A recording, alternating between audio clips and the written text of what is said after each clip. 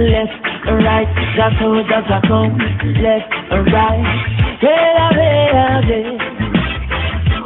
ooh yeah, ah boy. Welcome, why, hey. Chronic, left and right, that's how does I come, left and right, ooh yeah, ah boy. That's right, it's your hostess with the mostest. Burning like toast is Cosmonian. Right back at it like I left something, man. We was building on the brother's channel.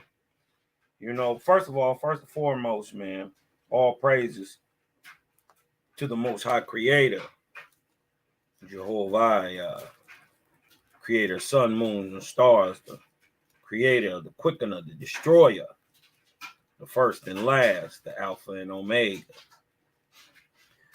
Peace to the righteous gods and the Nirvanian goddesses. Shout to the Creator gang and everybody for tuning in and tapping in, man. We were building on my brother's channel not too long ago, a couple days ago. Let me hold on 1 second. We were building on we were building on my brother's channel a few days ago, man, and I started to bring out some of the Aboriginal information, you know what I mean? We were just talking, and I was going to do a live, you know what I mean? Excuse me. I was going to do a live, but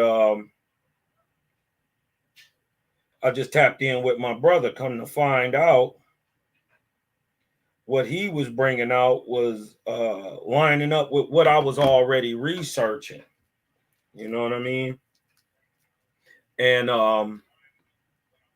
so I thought I should, you know, the one of the sisters and the brothers asked me, you know, to delve a little deeper into it. They had heard me speak on it before, but never really heard me, you know, get off into it. You dig what I'm talking about? So I wanted to bring a little more info and light as into what's going on, and especially to the people today who have been misnomered and called African Americans. You know what I mean? I just wanted to bring a little history about who you are. You know what I mean? Before we go any further, man, I'd like to give a shout out to everybody who coming through. Emerald City, Dreadful Cosmon in the house. That's my Cali Connect, Lawrence Burton, man. It's the brother. Thank you for coming through. My brother Jaway in this thing, Emerald City, Dreadful, Lawrence, my brother Belgium. As I roll my splipper ting, boy, I know I rolled this splipper ting already, boy. You know, Cosmon rolled that splipper, a big fat splipper ting, boy, or some of that ooh wee, boy. I'm blowing on That's what you call za. What's the name of this one? Shit's too chronic. Shit's too chronic, man. Elizabeth Weaver, Elijah 7, Sela Shalom in the house, man. Thank y'all for coming on through, man. It's your boy Cosmonian. Dig what I'm talking about. Now, you know what I come to do, balance all balances and check all checks, because you know what happens next when you see that butterfly vortex, man. Let's get this thing to spinning, man. Get to cooking with the vortex. You dig what I'm talking about? I just want to bring this out a little bit. Let me see if I can blow this up full screen. Just want to bring out a little video, catch your attention real quick. Let's go.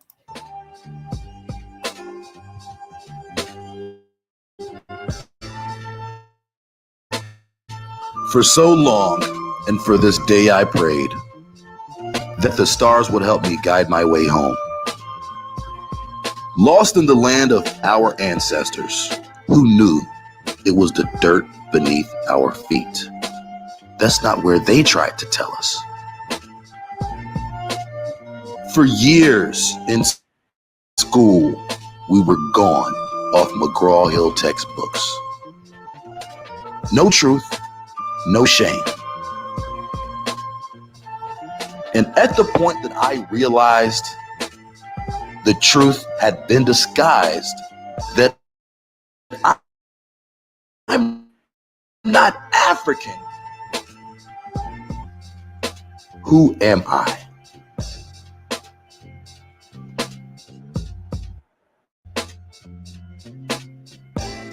For generations, my people stayed gone off idols made of stick and stone, the rape babies of Rome, the divided slaves of Egypt, subservient to the united fake Jews and the wild Gentiles from the cave, a confused jigaboo slave from Timbuktu to New Babylon. For centuries, the truth stayed hidden. History got rewritten on scrolls in vermilion. And manipulated Mississippians from Corinthians to Philippians.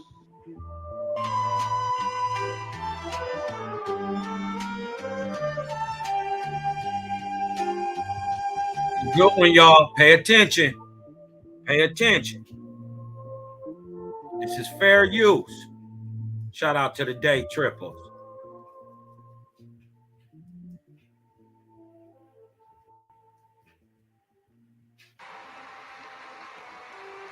People have been waiting a lifetime for something like this. Now, this is just a tiny bit of information now. But they take it as huge. Right, because it's cracking open the door that was closed for centuries. There's a place in Africa you could say that I'm from, a tribe. I am thrilled. It puts a name, a place, a location, a people. It opens up such possibilities. But the problem is, Sierra Leone wasn't the only answer Vi got. A company called Relative Genetics found a match to a single person in the Wobi tribe in the Ivory Coast. Different? Now, I got all excited about that, and this is different. Now, how could that happen? Then a third company, Trace Genetics. Your particular sequence matches sequences reported among multiple Mendenka individuals in Senegal. What's up with this? And Family Tree DNA, the company that linked Vi with Marion in the first place. My goodness. So what do we know about Vi's ancestry? The DNA does indicate that she has distant relatives in the Mende tribe, but she also has relatives in all those other tribes. So no one can say for sure where Vi's maternal ancestor actually came from. Pay attention, y'all. This is them DNA companies, the DNA companies who try to tell you they hide it in they hide the truth in scientific illiteracy. They make statements, blanket statements, and people make their own mind up. For instance, DNA cannot prove your nationality. It cannot prove your culture or your heritage, right? And DNA does not tell which way the genetic flow flowed. It can't. So you could essentially have the same genetics as a person in Africa, but that doesn't mean that your ancestor didn't migrate to Africa. You see what I'm saying? This is what DNA, and this is why DNA is limited. Check this out, y'all. When I handed Vi the certificate, she got extremely emotional about it. She wept, and it meant so very much. People want to believe. They want to believe they've gotten an answer. They want to believe. It's not fair of us to let them believe that we're giving them certain answers because scientifically, we just can't. Hank Greeley is concerned that the science isn't. Wait a minute. What did he We're say? giving them certain answers because science. for sure actually came from. When I handed Vi the certificate, Listen to what he got said. extremely emotional about it. She wept, and it meant so very much. People want to believe, They want to believe they've gotten an answer. and it's not fair of us to let them believe that we're giving them certain answers because scientifically, we just can't. Hank Greeley is concerned that the science isn't really there yet for you to be giving them the name of a tribe. I think for most companies, I would be concerned too. But what about your own company? We have He the didn't largest, exclude you. He included you. but we have the largest set of sequences from Africa. So Yeah, with that, we're able to provide some level of probability in terms of frequency. But he would say that even though you have the largest database, it's still small on the scope of things As I said, I share those concerns. about yourself. Our DNA. And that's the rub. This business of genetic genealogy is fraught with limitations. For one, ancestry. Because we get half our DNA from our mothers and half from our fathers, almost all of our DNA gets shuffled and remixed every generation, making able to trace what comes from whom. There are just 2 bits of DNA that remain pure: the Y chromosome, which passes directly from father to son, and something called mitochondrial DNA, which passes unchanged from mother to child. Hank Greeley, a law professor at Stanford University, has studied this new field.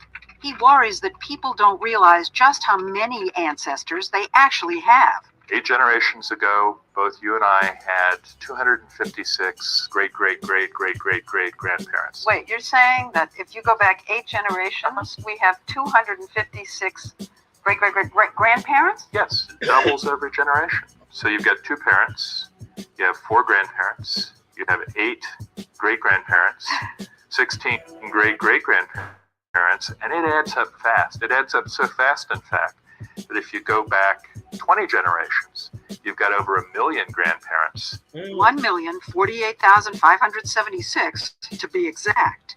Wow. And in each generation, DNA testing can provide information about only 2 of them. So you could be Peruvian on your mother's mother's mother's side, Japanese on your father's father's father's side, Swedish on everything else. And you'll never know. And you'll never know the Swedish from the Y chromosome or the mitochondrial DNA. Now, you've looked at several of these companies that are doing these tests. Yes. Do you think that they explain what you just explained to us? No, I don't think any of them does as good a job of pointing out the limitations. But businesses often don't go around telling you how weak their product is. We don't oversell. I mean, we just say, look, we provide a service. If you're interested in exploring a tiny bit of your DNA and trace its ancestry, we can do that. When you say it's a tiny little amount, It's less than 0.1%. and that's pretty teeny. Yeah, but for people who know nothing about any of them, I think it's very important. Wow, he trying to play on our ignorance.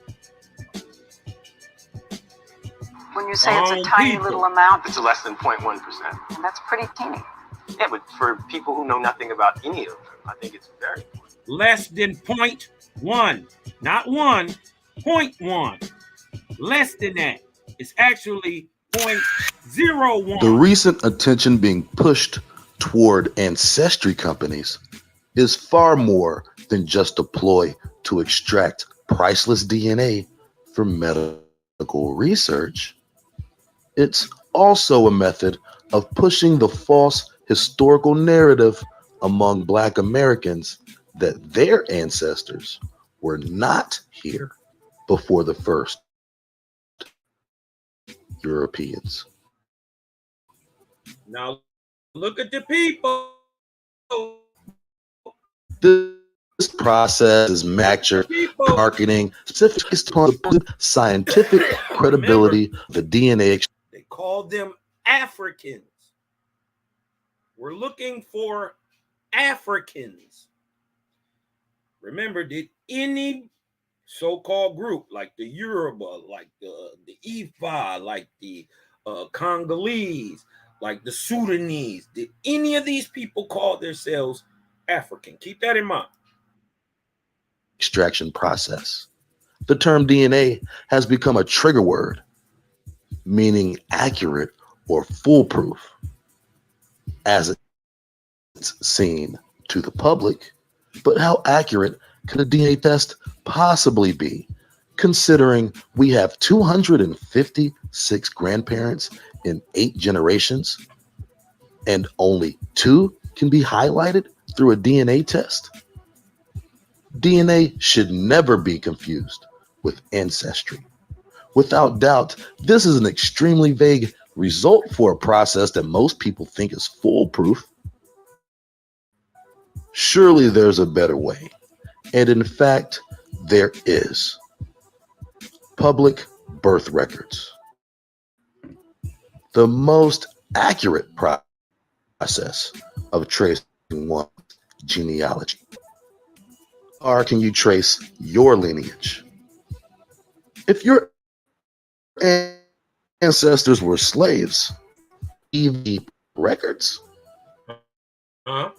Of course they did. Hold on. Let me. Did you read those results? 20% your. Let's go back. He asked a great question. If you are from slave lineage, right? Did they keep records? Well, maybe not your ancestors, but the people who quote unquote owned them did, because remember, this is business, and slaves were taxed, right? And looked at as if property, or AKA chattel, hence chattel slavery.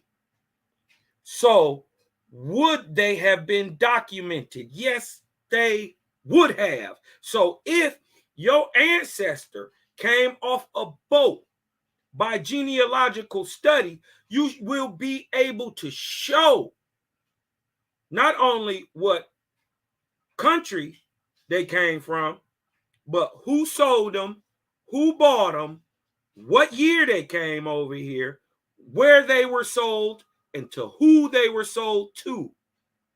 You will be able to tell if any of your relatives got off a boat, right, and were enslaved. You will find that readily if you do a genealogical study on your family. That means going back to look at birth certificates, death records, land records, census, Army, Navy records. You dig what I'm talking about? War records, court records, actual records to prove these people existed and how they tie into your life. DNA doesn't do that. It can't. Other than your parents directly, and then their DNA compared to their grandparents, your DNA compared to their parents, your grandparents, you can directly tie a line like that. But you got to test each person. We ain't seen NAM DNA company around here digging up thousands and millions of graves trying to get this genetics. How many of y'all have even ever took part in a DNA genetic study? I never have, but I know where they got my DNA from. How did they get yours? I know where they got mine from. They locked me up. Yup. They make you get a blood or you can't get out. Y'all didn't know that, did you? Let's get back to it. It's a great question. Oh, let's back it up just a little bit.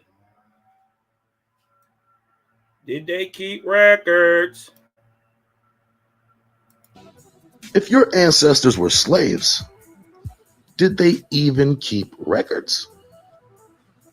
Of course they did.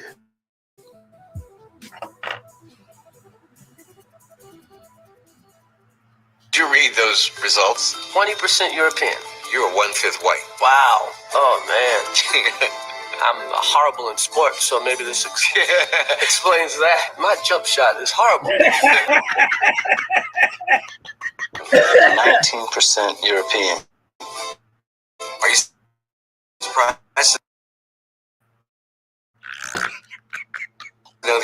once European ancestry, as dark complex as I am. Third. Well, that's surprising. Surprising. Surprising. You are 33% European. I'm 50-50. To my horror, the chairman of African American Studies at Harvard at the time was a half a white man. We got to stop this right here because we need to clean this shit up. When they saying European, you see how they playing into people's ignorance? They say European like that just means you got pale skin. That ain't what that means. The Aboriginal European, and there is an Aboriginal European, is a black man also. He melanated heavily. Go look up Cheddar Man. It hit different when you do your homework on Cheddar Man. And you find out 10,000 BC or so, 8,000 BC, the Aboriginal European looked like me. He just had blue eyes. It hit different, but they're making a claim like, oh, you got European ancestry. Like that mean that's white. Let me show you what that's called real quick. That's called racial scientific racism. You dig what I'm talking about? That's called scientific racism. Let me get over here. Let me find something real quick.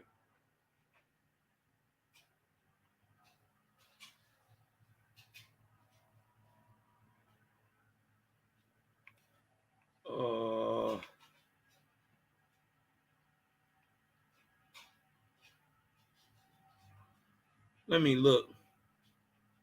Here we go. Hold on. This is what they doing. Here we go, y'all. This is exactly what they doing right here. When they say, oh, you got European in you. So that mean I'm white? How? No, I got this brown skin because my ancestors had brown skin.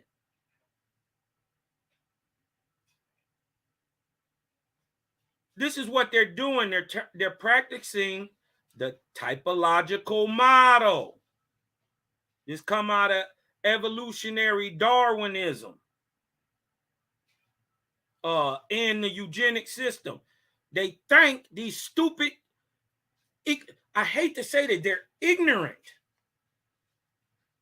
These people think that you can tell who, what, when, where, and why a person is by their skin color. This is why they keep telling you that the Aboriginal of America and the African is the same, because they're practicing lookership that was brought about through scientific racism, through the typological model. They give us this through evolution and Darwinism. Look, it is a system. Hold on, let me show y'all. Hold on. Let me blow this up some more.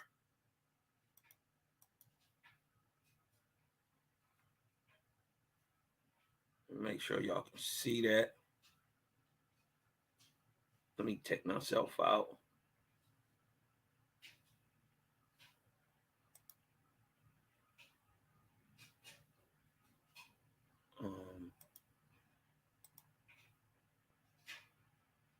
Boom. They're practicing the typological model.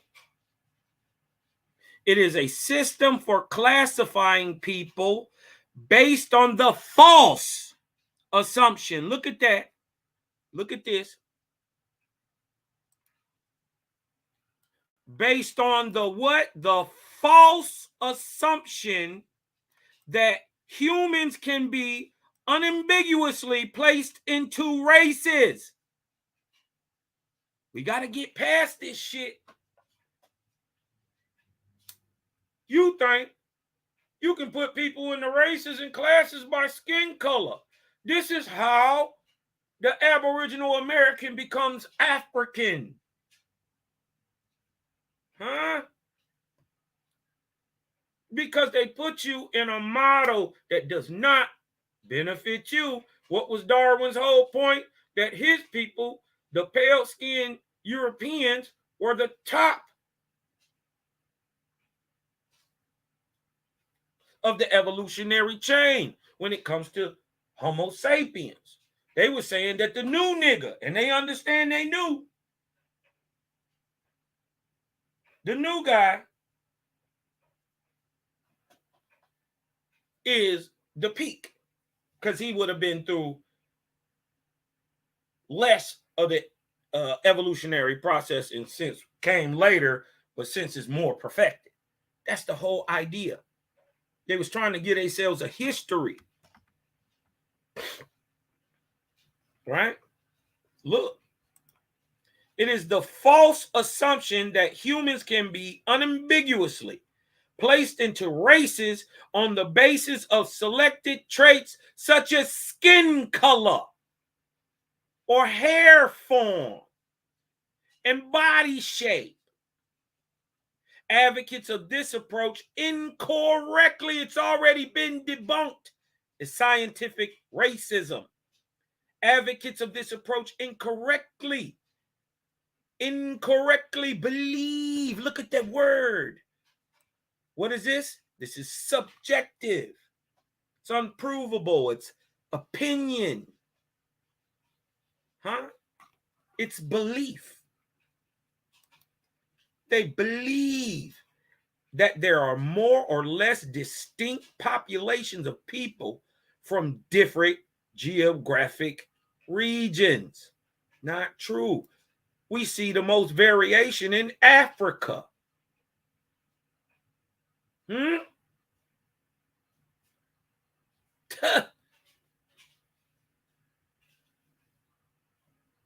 Negroid, look,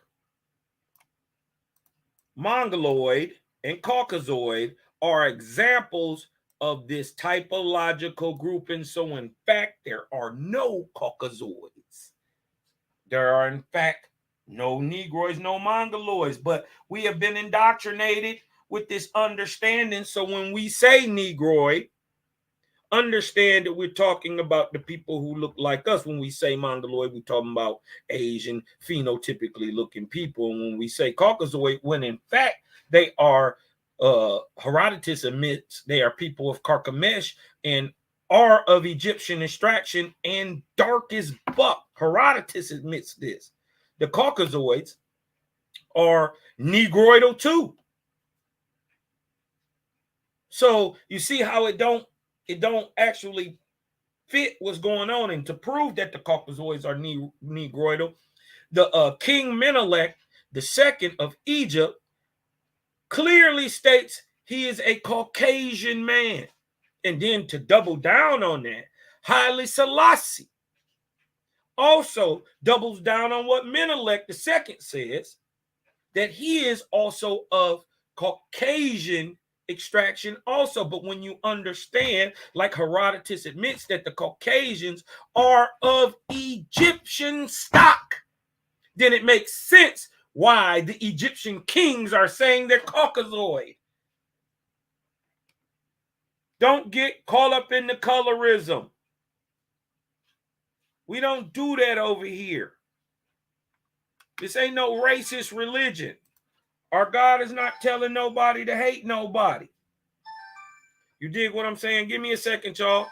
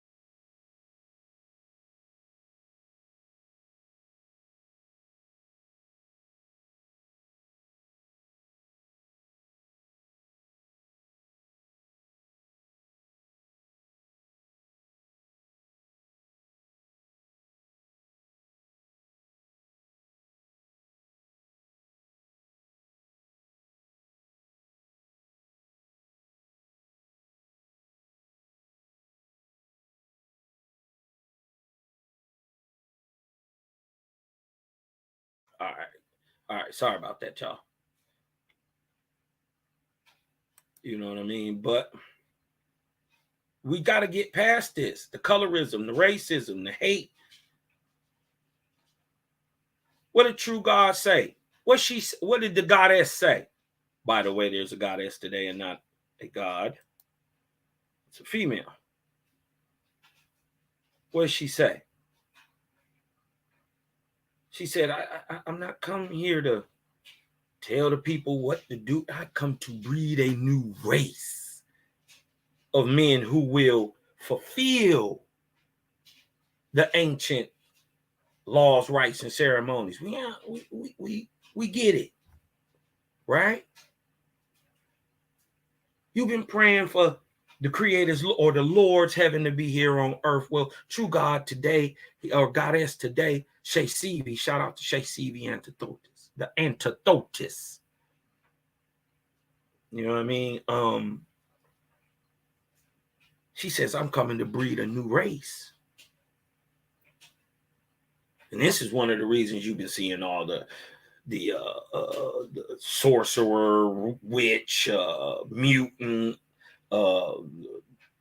type vibe going on in the world, man. Our people are literally, spiritually growing.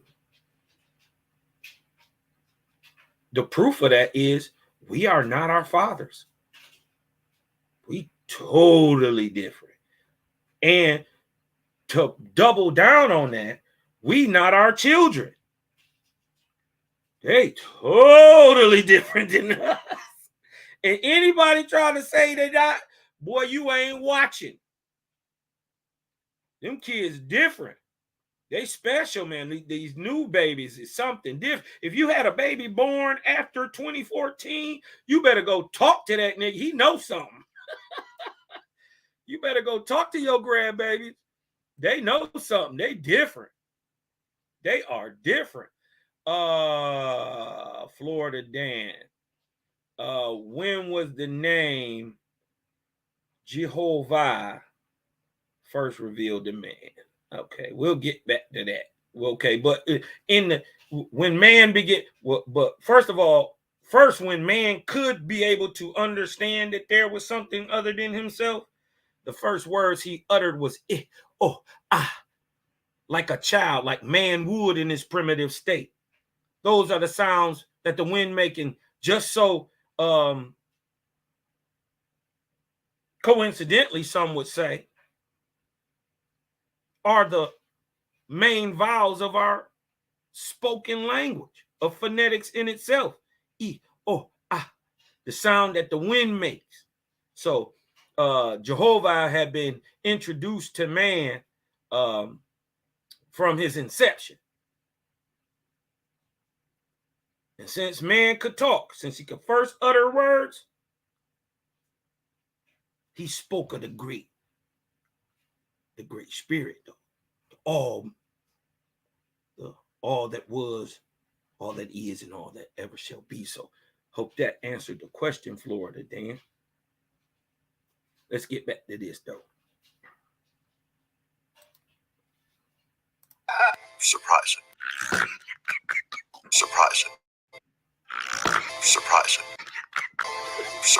Look, these are real.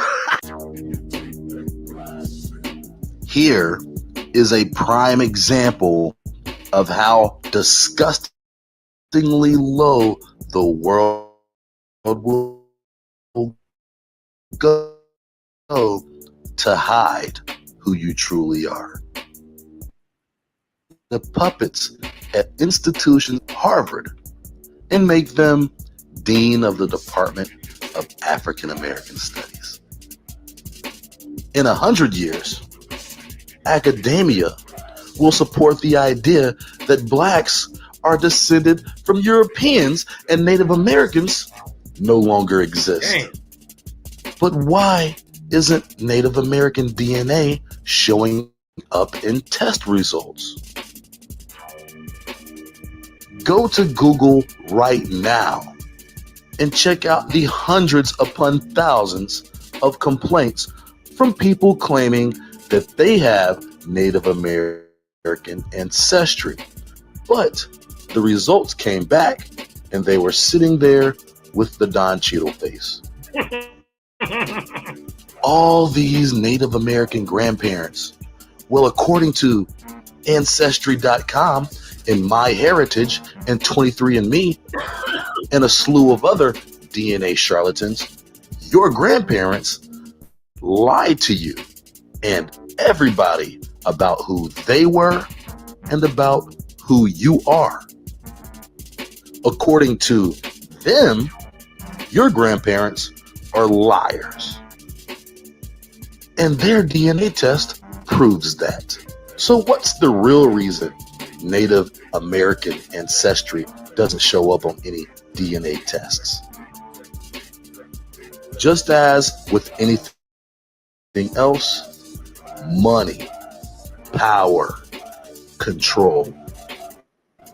Fact, American tribes are discouraged from sharing their DNA with any research company, and nearly all tribes have declined participation in such studies. Imagine millions more people claiming indigenous heritage, and think about the amount of money, land, and resources the federal government would have to commit to those people on their behalf. But at its root, the true reason for this DNA propaganda is to push the false historical narrative of all Black Americans being from Africa for the purposes of countering our will to claim what is rightfully ours.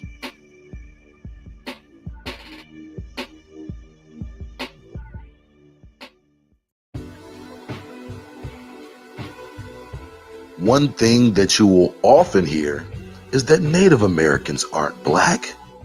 They're red with straight hair.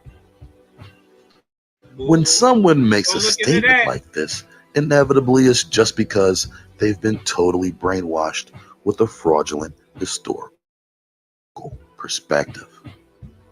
Yes, long before Europeans touched the Americas, the Mongoloid Asian people crossed the Bering Strait through Alaska and started to settle here in the Americas centuries prior. But it wasn't like no one was here. The indigenous people of the Americas and have always been Black. The image that has been promoted is that of a Euro-Mongoloid hybrid and is in no way a factual representation of a true Aboriginal American. However, for centuries, both of these populations coexisted. But how did this come to be? Surely, if Native Americans were Black, there would be some sort of evidence. And since most people have never seen a Black Indian, they just assume they never existed. Let's dig through the pages of history to identify the deception of our past.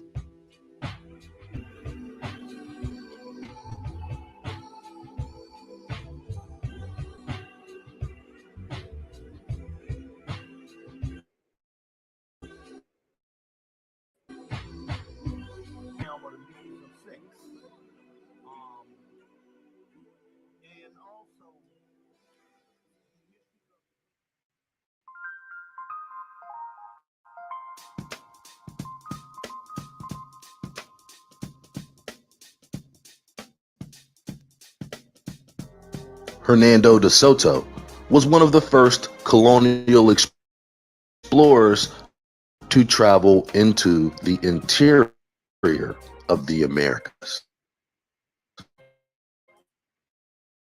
Christopher Columbus never explored Central America and a few areas on the coast of South America. De Soto was far more influential in westward expansion and the treachery of the conquistador. Here's a quote from the narratives of the career of Hernando de Soto. The expeditions of De Soto and Coronado were the most elaborate efforts made by the Spaniards to explore the interior of North America, and in some respects, they have never been surpassed in the later history of the country. Between them, they nearly spanned the continent from Georgia to the Gulf of California. Of the two, that of De Soto excited the most interest at the time, and this distinction it still retains. It was the first extensive exploration of at least 6 of our southern states, and their written history opens with the narratives which tell its story.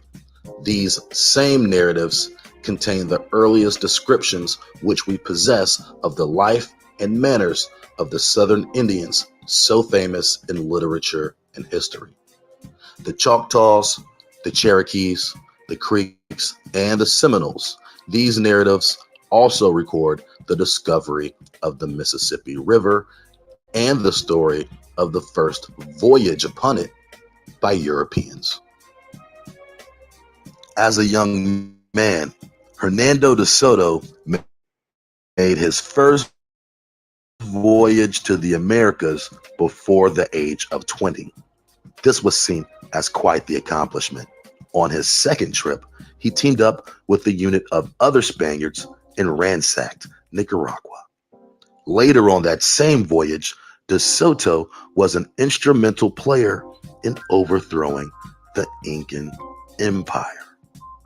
After executing women, children, chiefs, princes, and kings, the Spanish overthrew Cuzco, the capital of the Incan Empire.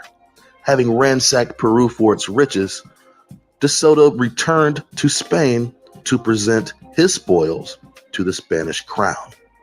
He is well received and accepted into the Order of Santiago. De Soto was now officially a member of the Spanish crown under Queen Isabella and the House of Castile, the very same house that Christopher Columbus sailed under just years earlier.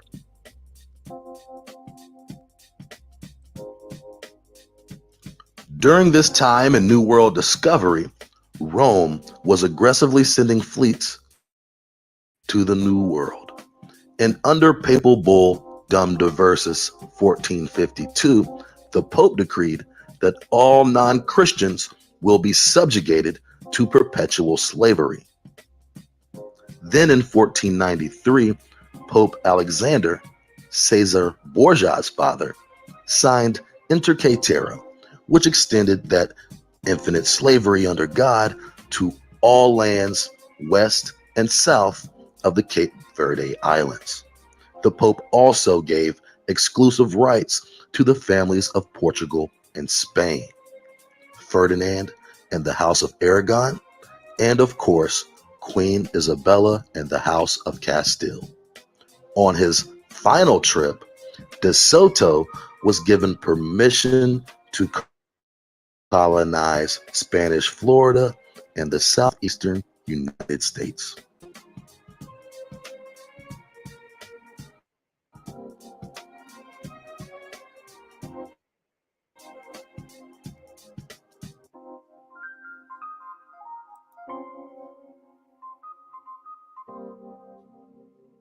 Jeebus.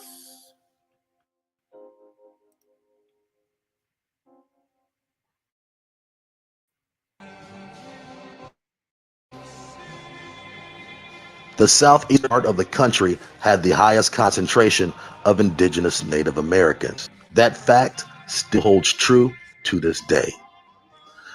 As the Spanish arrived, the natives let off smoke signals up and down the coast to warn of the Spanish fleet.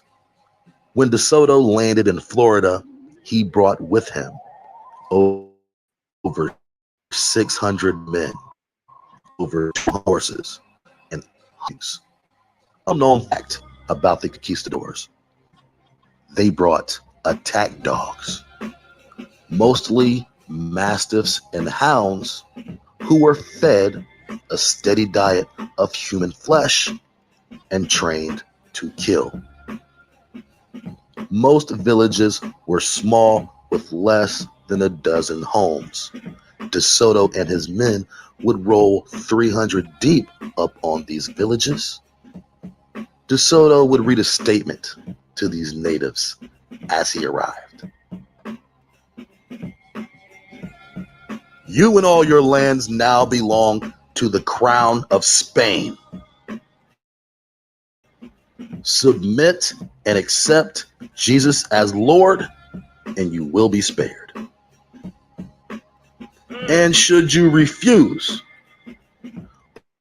with the aid of God, will enter your land with force, and we will make war with you in every place and by every means we can and are able.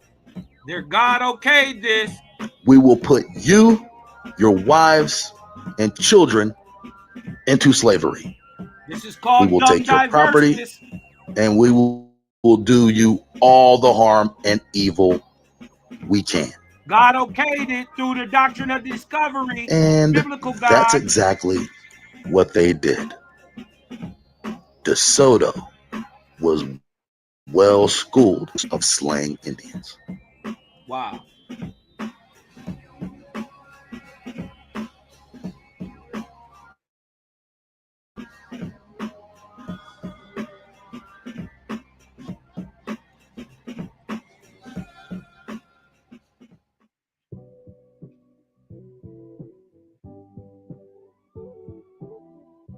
DeSoto and the Spaniard savages pillaged from the coast of Tampa Bay through Georgia, South Carolina, North Carolina, Alabama, Louisiana, Mississippi, and Memphis.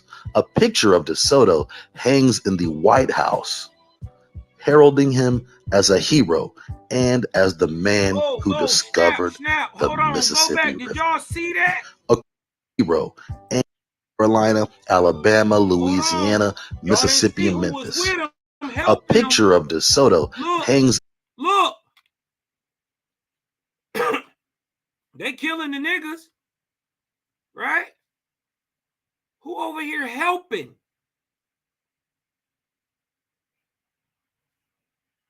These your mongoloids.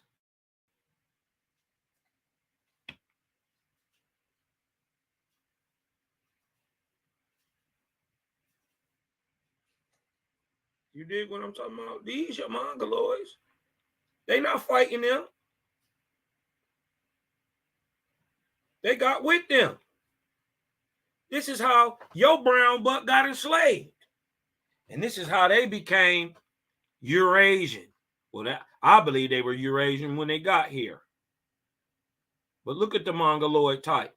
This is why they're Y haplogroup, right? They're Y haplogroup. They're from the Q haplogroup. It is 75 to 90% European. The Y from the father line, right? The mitochondrial stays pretty much the same. You dig what I'm talking about? But the genetic of the mother, you know, flipping from European mothers to Mongoloidish mothers, you dig what I'm talking about, or Asian mothers, right?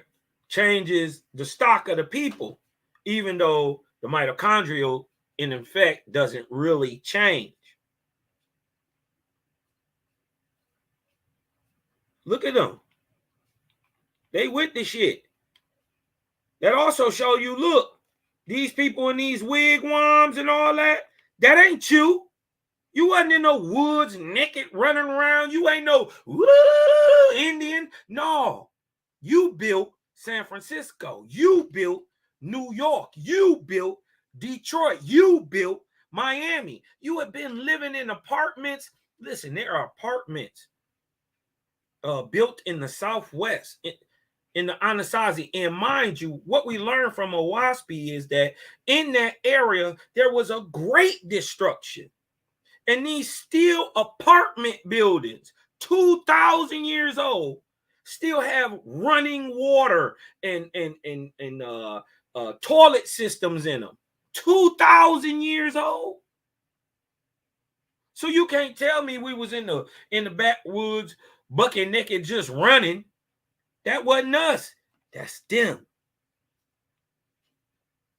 And this is how they got with their brothers. This is how your places was even found out. Most of it, you just couldn't hide it. It was skyscrapers and everything. Everything was already built. We had trains and everything. It was already here. I'm talking pneumatic trains that run off air. We'll get into that some more. But Cosmon, you're going crazy on them right now. You did what I'm talking about. You got to let it breathe a little bit. But look, we let them in. Our forefathers let them in. The Mongoloids got with their European brothers, because remember, many of these guys thought that their God was coming back from the east. Huh?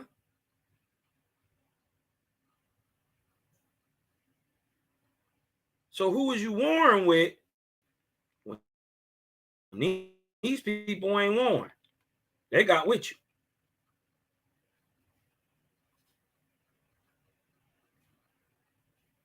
This is how these people end up slaving the copper color Americans. And remember, we need to see a Negroidal looking people. That's the whole thing. Science is saying this, history is saying this, and now a WASP come and say that these people got to be copper color with long, black, coarse nigger hair. They got to be well-shaped, which means they have great symmetry, beauty in form and figure. Also would mean they would be very athletic. But ain't none of us heard of no anguis. In the White House, heralding him as a hero and as the man who discovered the Mississippi River. According to the official academic narrative, these people must have never existed. Until present day, thousands of mounds are still found all over the Mississippi Basin and the foothills. We're going to have to deal with that, Native Americans. How y'all traded on us. How we helped y'all out when y'all was starving and running in from the cold. How we brought y'all in. How y'all wanted to mix with us. And we mixed with y'all. And we became family. Until your white savior came. You got to deal with that. You got to come on back to the Great Spirit, and you got to talk to the sons of Haonga. We got to get this together. Huh? You know what you did. You know you signed those treaties. We didn't sign none of it. You know good and well you can't own this land. You know that. We taught you that. You know what you did. We're going to have to come back. We're going to have to come back and get some understanding between the peoples. Because at one time, we was the same peoples. Huh? You know that. You know why the Haudenosaunee, the quote-unquote Iroquois, call themselves Anguis to this day. Because they know their great ancestors look like me.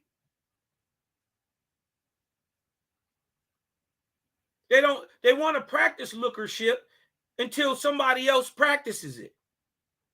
And it ain't got nothing to do with them, man. We got to get past this shit. But we got to dig down to the bottom of it and uncover the lie, too.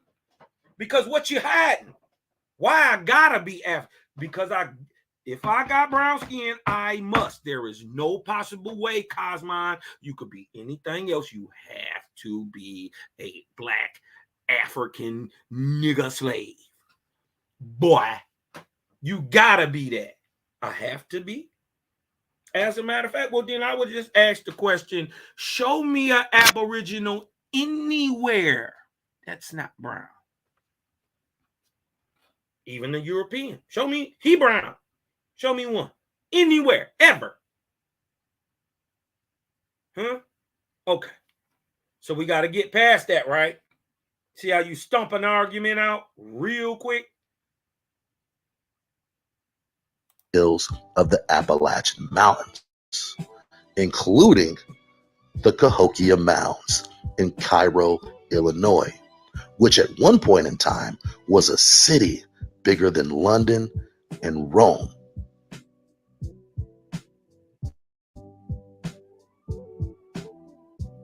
Contrary to historical perspective, the Spaniards faced a tremendous adversary in the Indians from the southeast. An earlier Spanish expedition was subdued when the Indians from the southeast captured a ship and beheaded everyone on board, except for one man who would later become De Soto's interpreter. Whenever De Soto approached a new village, he ordered everyone to be killed. And for the people who didn't fight back, they were taken as slaves. And some were forced by the threat of torture and death to take arms against their own people. Wow. Look at that.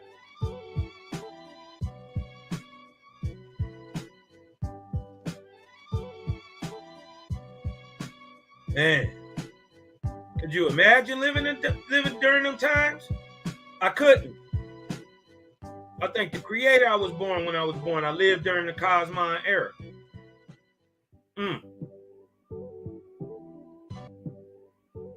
Now, mind you, this is in the Cosmon era. This supposedly 1848. Since then,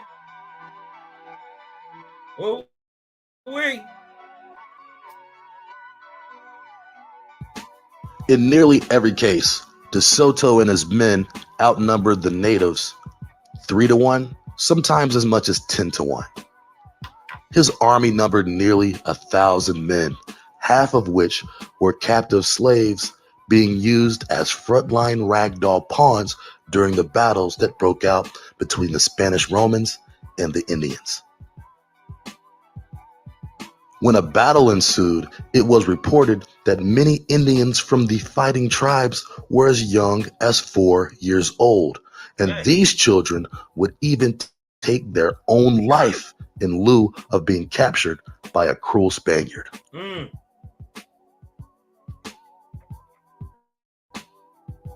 Now look at your ancestors. Now you're trying to tell me that these couple thousand people came over here after a while and you just conquered all these people? Well, then why didn't the war stop? If these people are beaten down, conquered people, why from the time you came here, they've been fighting? Never stopped. As a matter of fact, did y'all know that the Indian Civil or Silver War happened the exact same years as the American Civil War? Did y'all know that? Did y'all know that it was, I ain't even gonna front on this, white and quote unquote black people in New York, Aboriginal Americans, that rose up against a draft and nearly burnt New York all the way down. I think it's called the Fire of 1861 or 1860. Check that out, man. Listen, they burnt that because they was trying to draft them into the war, right? So if you fighting against the South and you fighting against the Indians, who is doing all the fighting? Ain't enough of y'all here. The major push for the quote-unquote pale European came in the 1830s. Same time as the Indian Removal Act started. Uh-oh. Mind you, they fighting Seminoles and everything the whole time. They done had Yamasee Wars and Timucua Wars and Prince Philip's War. He is an Indian. Powhatan Wars. I wanted to ask this question. There, you know, during the end of the Powhatan Wars, they caught a brother who was old as dirt. He was born in roughly 1555 BC. He was one of the leaders of the Iroquois troops that fought back. You dig what I'm talking about? And they caught him when he was about 96 years old, right? So this is in the 1640s. He was born in the 1550s. His name is Black Train. Let me let that sink in. In 1555, he was born and given the name Black Train. In 1555, there are no trains. How is he named after a train in 1555? He died in 1649.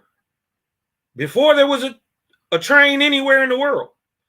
How is he named after one? Just something to think about. Women and children fought bravely until they were eventually cut down and either retreated or taken as slaves. The Spaniards had steel, which the natives did not. They also had a fleet of mounted knights on horseback to come rescue any Spaniard who got in trouble. And let's not forget about the cannibal attack dogs. But of all this, these would not be the Europeans' most effective weapon. Their most effective weapon was disease. The colonizers brought smallpox and a myriad of other diseases, which eventually would kill almost half of the native population. Well, I'm not here to debate that some population disease took and killed over populations, but also remember, these is the people, really the only people in the world who had a understanding of viruses, diseases, and their cures, being out in the nature. You dig what I'm talking about? There was very few people on the earth who even knew about this. You dig what I'm talking about? You usually from one of those great learning centers, and in America is one, and Europe isn't. So when they came over here, many of the things we had already had cures for. Malaria, yellow fever, the common cold, which is coronavirus,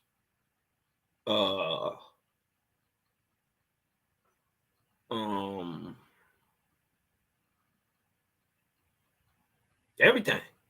You know what I mean? We understood, being people of the Great Spirit, that this is a whole thing, right? So if there is a disease on the planet, there is a cure that already come in the planet. Jaja didn't miss nothing. It was no secret, just as in the voyages of Christopher Columbus, The Spaniards were extremely motivated to find gold. Whenever DeSoto ransacked a village, he would aggressively interrogate any surviving cat.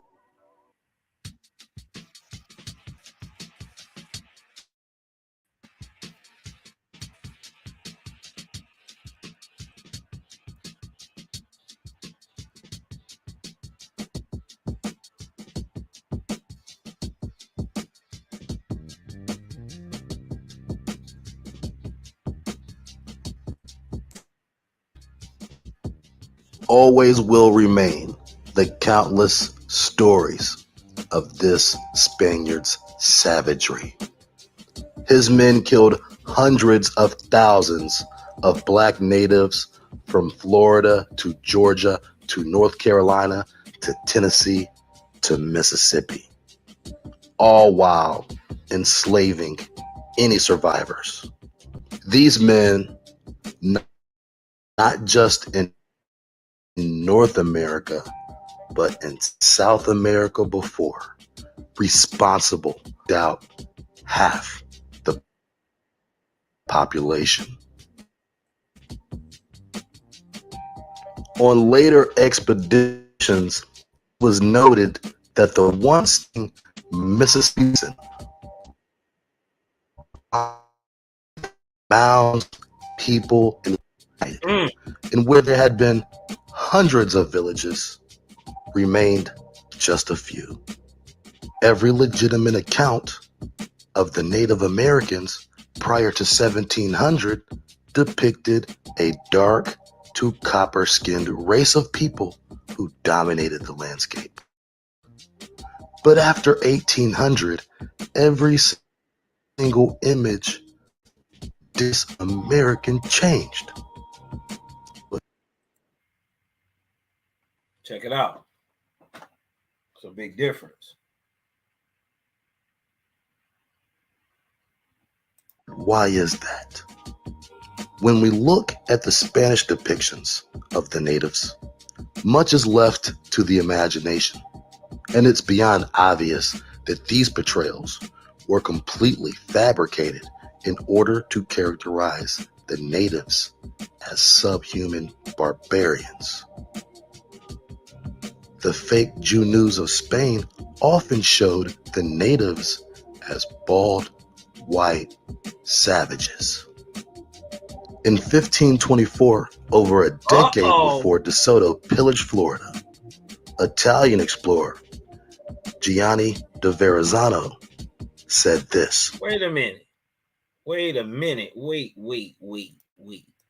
So who was out there? Who was really Italian explorer Giovanni da Verrazzano said this. The complexion of these people is black, not much different from that of the Ethiopians. Their hair is black and thick and not very long, tied behind the back of the head like a small tail. As for the physique of these men, they are well proportioned, of medium height, a little taller than we are. They have broad chests, strong arms, and the legs and other parts of the body are well composed. There is nothing else, except that they tend to be broad in the face and they have big black eyes and an attentive and open look. They have a sharp cunning and are agile and swift runners. Hold on. Okay, man. He just described the Aboriginal American, the very first ones he'd ever seen. He described them. You know what I mean? I think that's huge. You know what I mean? That when they describe these people, right, the first Americans, they are telling you that they are copper-colored, negroidal, not much different than the Egyptian. Hold on. Hold on, let's look at something. Let's look at ancient Egyptian depictions. We don't want the modern Egyptian. We want the ancient one. Huh.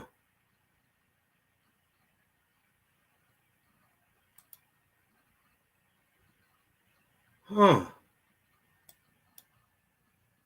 They're copper colored. Look at that.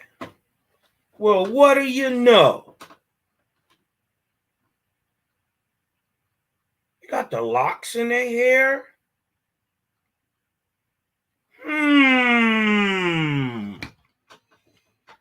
He said they were generally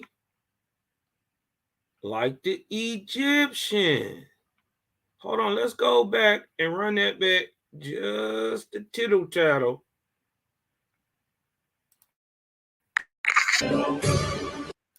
Recordings just got I hate better. commercials. Hey, it's Dana from StreamYard. I'm so excited to announce that runners. Agile and swift runners. Eyes and an attentive and open look. Okay, let's see what it say. This is from Verrazano, right? He said he went into Cape Fear in mid-March 1524. Right, so this is roughly 31 years or 32 years. I believe 1492, 32 years after Columbus. Now he's describing the Aboriginal American. Does this sound like what a Waspy is saying? You be the judge. Right? They go completely naked.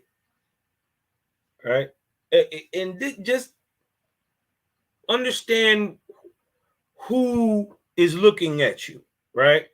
You don't know what was going on. Were you in some type of ceremony when they pulled up? What was going on? These people obviously had clothes, right? They was living in the biggest buildings in the world at the time. Running water, everything. We had everything. You dig what I'm talking about? Whole government systems, right? But be cognizant. Does this line with what Owaspy says the Aboriginals of America look like? And then just take into account that this is a European. He doesn't like you, regardless of his skin color. They say Verrazano is a white man. Okay. All right.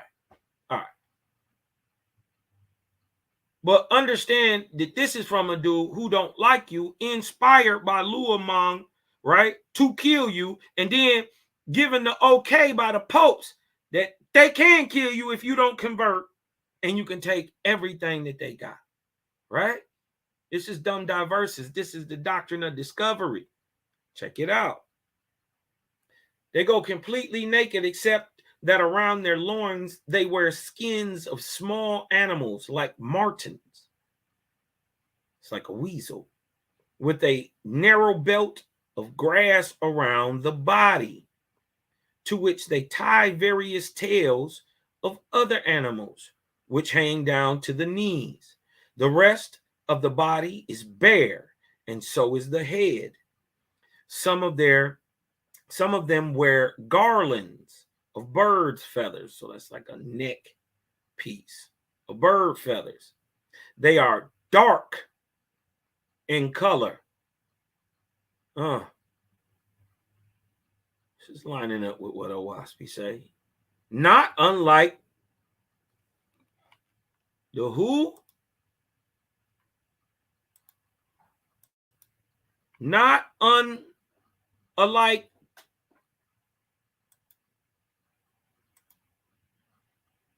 the Egyptian. They are dark in color. not unlike the Egyptians, meaning similarly, with thick black hair, not very long, but long enough to be tied back behind the head like a tail.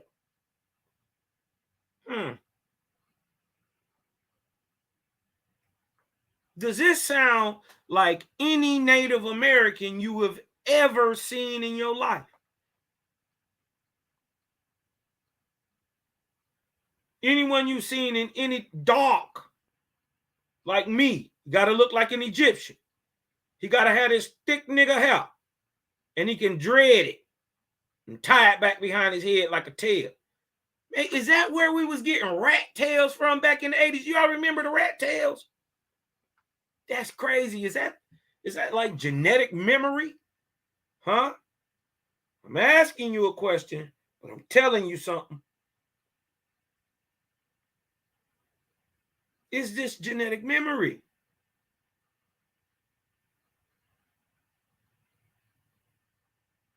As for the physique of these men, these Aboriginal Americans, right? Here, before any slaves were being brought from Africa,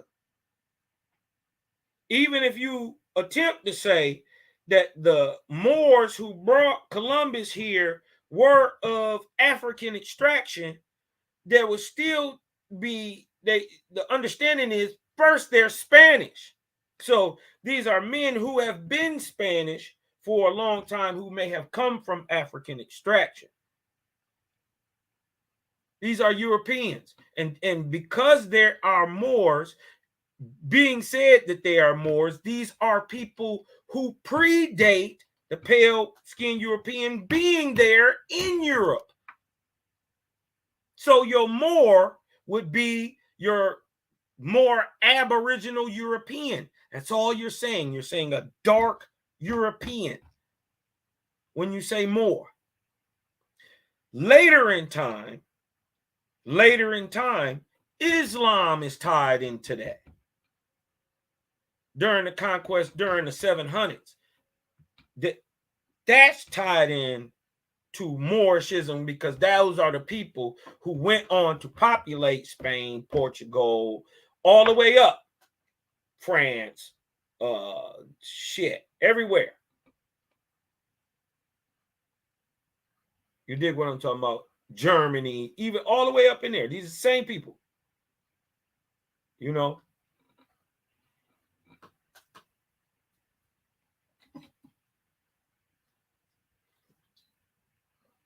Listen to it. As for the physique of these men, they are well proportioned, of medium height, a little taller than we are. They have broad chests, strong arms, and the legs and other parts of the body are well composed. Does that sound like what Jaja said? They had the symmetry of the iron, arms not past the knees, like our other half of our ancient ancestors, the Ahuans. By the way, none of these people exist as they did then. Some of them are extinct. Like the iron and the drug, they're extinct. There's only a type of Ahuan left in America. And guess what? He is the Negro. We're going to show you, prove in Owaspy that God said, I'm going to leave one of these niggas in America, like the old ones. One of these Ahuans in America. Cal, are you saying there's not quote unquote pale-skinned Ahuans? No, I'm saying there are pale-skinned Ahuans, but they aren't the primary color. They aren't generalize that way. And there are points in the creation of man where there is no variation for the paler skin as we see it today. It was different. We see albinism early, but as into the OCA2 gene that deals with actual skin color, right? That they understand it. This is why they understand that they're the youngest people on the planet and been here about 6,000, 6,500 years. I personally don't believe that. That's just where we see the genetic change, right? I believe that they've always been that people, either way, whether they was more brown or more pale. Didn't matter. They were still Europeans. You see what I'm saying? This is what we got to get past. You dig what I'm talking about? They didn't care. You dig what I'm talking about? They didn't care what, color they was until later. That didn't come until ideas of racial superiority actually brought and bred about through religion. They get deep. They have broad chests and strong arms, and the legs and other parts of the body are well composed. There is nothing else except that they tend to be rather broad in the face. Prognostication. Broad face, broad nose. But not all. Because we are not a monolith. Facts. For we saw many with angular faces. Facts. They have big black eyes and an attentive, open look. They are not very strong, but they have a sharp cunning and are agile and swift runners. From what we could tell from observation, in the last two respects, they resemble the Orientals. Now, a lot of people will say, the Orientals. Where is the... But that's because you Negroes don't know what an Oriental is or where the Orient is. Instantly, I seen Jabari do this. The Orient is what we call the Middle East today. This is the Orient, where Orientals come from. It's not even Asia. So when he says, from what we could tell from observations in the last two respects, they resemble the Orientals, who would be Egyptians. The Orient is the land to the east of Egypt.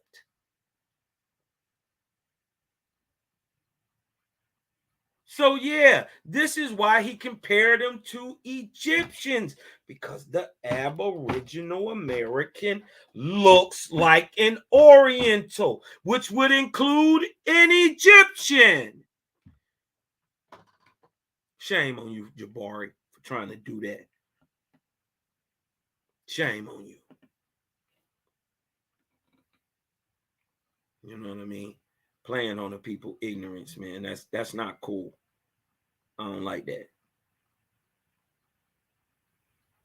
You know?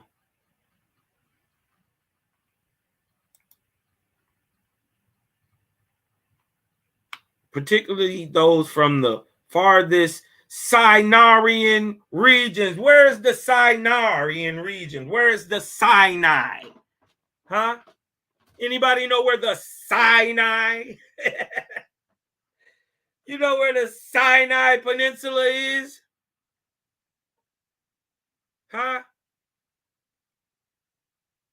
Those from the farthest Sinaian regions, that's the Sinai. It's Africa. We could not learn the details of the life and customs of these people because of the short time we spent on land, due to the fact that there were few men and the ship was anchored on the high seas. Wow. Wow. This is in the Americas.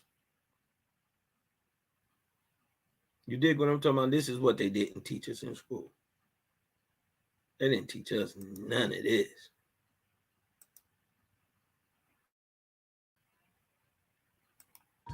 They have a sharp cunning and are agile and swift runners. Other parts of the world were never questioned as unauthentic. Furthermore, his illustrations directly parallel descriptions from hundreds of artists from Europe. Although we have more than enough visual evidence of knowing exactly who these Indians were, something is missing. Where is the rest of the art? During the time when thousands upon thousands of Europeans traveled to the New World, only a few pictorial accounts remain. This era was the supposed European Renaissance, where painting a picture of a bowl of fruit was considered fine art.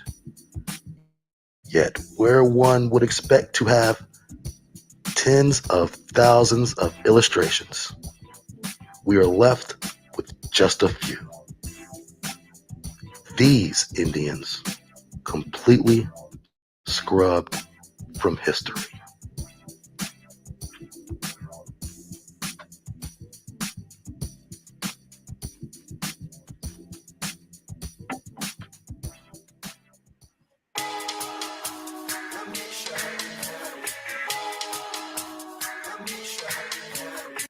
All right.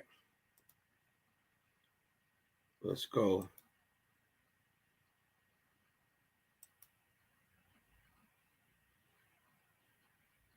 Let's go.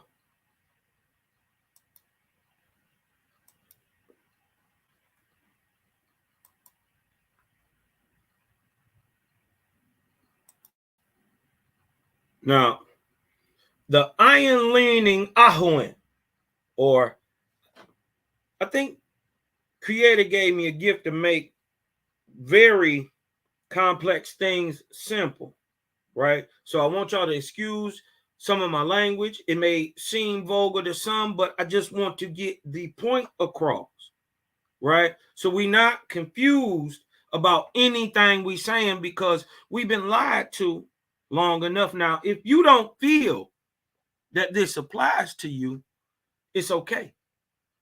It ain't for you. Or maybe it's not for you yet, right? But for those of us who have been deprived, that, you know, have been really, like Malcolm X said, run amok. This comes as in these times as great light and hope into our lives, man, and to find that the Negro of America is aboriginal to America is stunning, to say the least. But let's see what Owaspy says the Aboriginal American looks like. This is the Lord's third book, right? Chapter 2 and 2. The iron leaning, the good, the little people leaning nigger. I gotta say it like that. The little people leaning Negroid, right? In America, right? The Aboriginal, we're gonna describe him, right? Cha-Cha say you're gonna readily be able to know these people, right? And these are the Anguis, the Ahuans of America. Angui. I know the word sounds a little weird, but hold on, let's blow this up. Right? This is the Lord's third, 2 and 2. The Angui, right? Let's share this. The Angui came suddenly into the world by the thousands and hundreds of thousands, but they came north, south, east, and west. And they had, look, they talking about the Aboriginal American. They had long hair, black, and coarse, right? But their skin was brown, copper color. And remember, they was talking about them being very symmetrical, a little taller than they was, have been good composed. Look what Owaspy say. And their arms were short like the irons. Very proud were these Anguis. Huh? Remember that name, the Anguis. Very proud were the Anguis. They would not mix with their forefathers, the Ahuan, the large Negroidal types. Why? They looked at them as beneath them now. Yeah.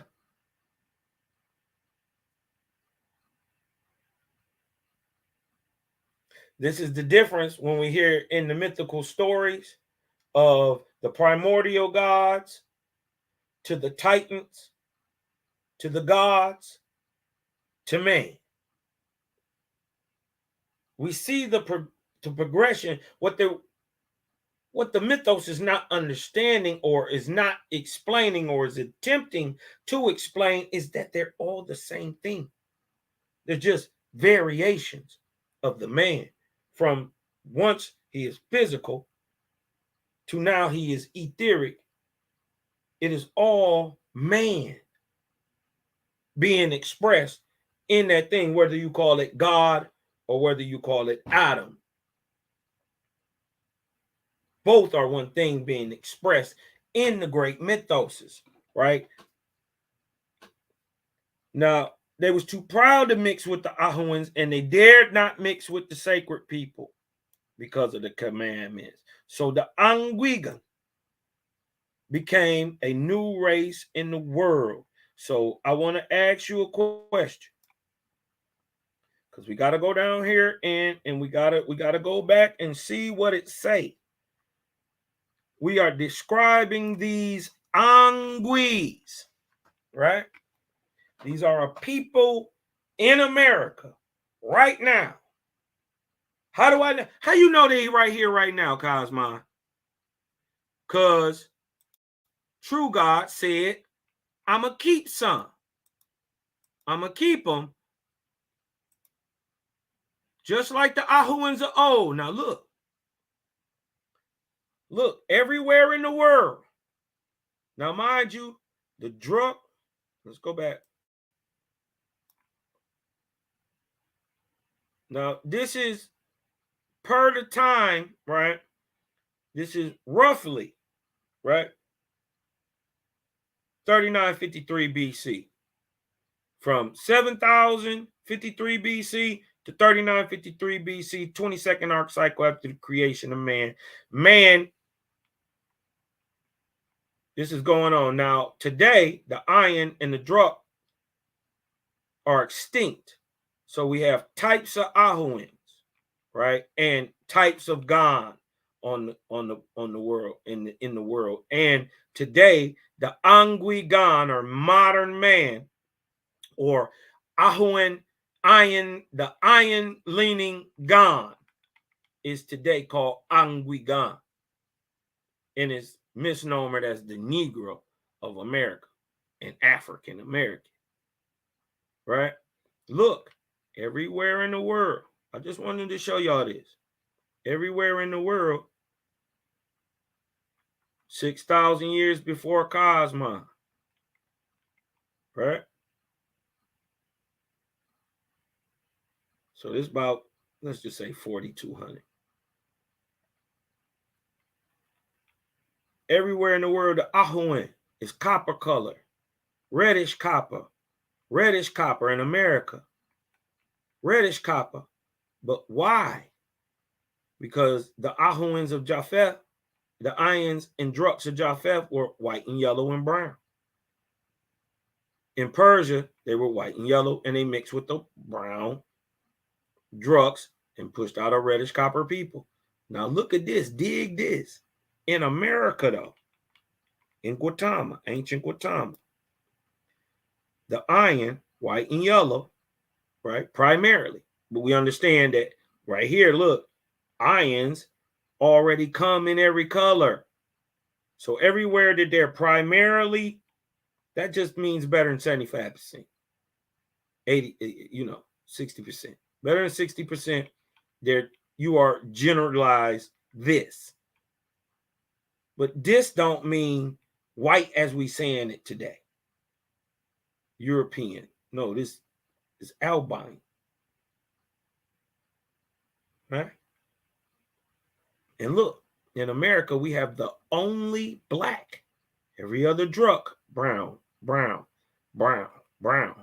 We have the only black druk who produce the reddish copper people, who people today, us, are still reddish copper. But let's see what true gods say about these reddish copper people in America who are the Aboriginals of America. Remember, they was everywhere. And they got long, black, coarse nigger hair. And they gotta have brown copper skin. So that's that brown to that reddish primarily. But then there's gonna be some that produce, these brown people produce damn near white babies, and they produce blue-black babies. But they generally copper colored and brown. They gotta be in America. And they gotta be well proportioned, which means they're gonna be very athletic and pretty. They're gonna be a beautiful people, right? These anguis. We're gonna explain this word, right? Because I asked y'all a question. Have y'all ever met an angui?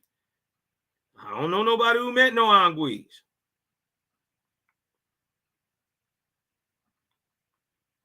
Be real with yourself. Have you ever met an angui? No, you have not. Right? But there is what Owaspi is saying is there is a people in America who are copper colored, who got long black hair, but it's coarse. It's nigger hair. Right? And look what Jaja say. Look.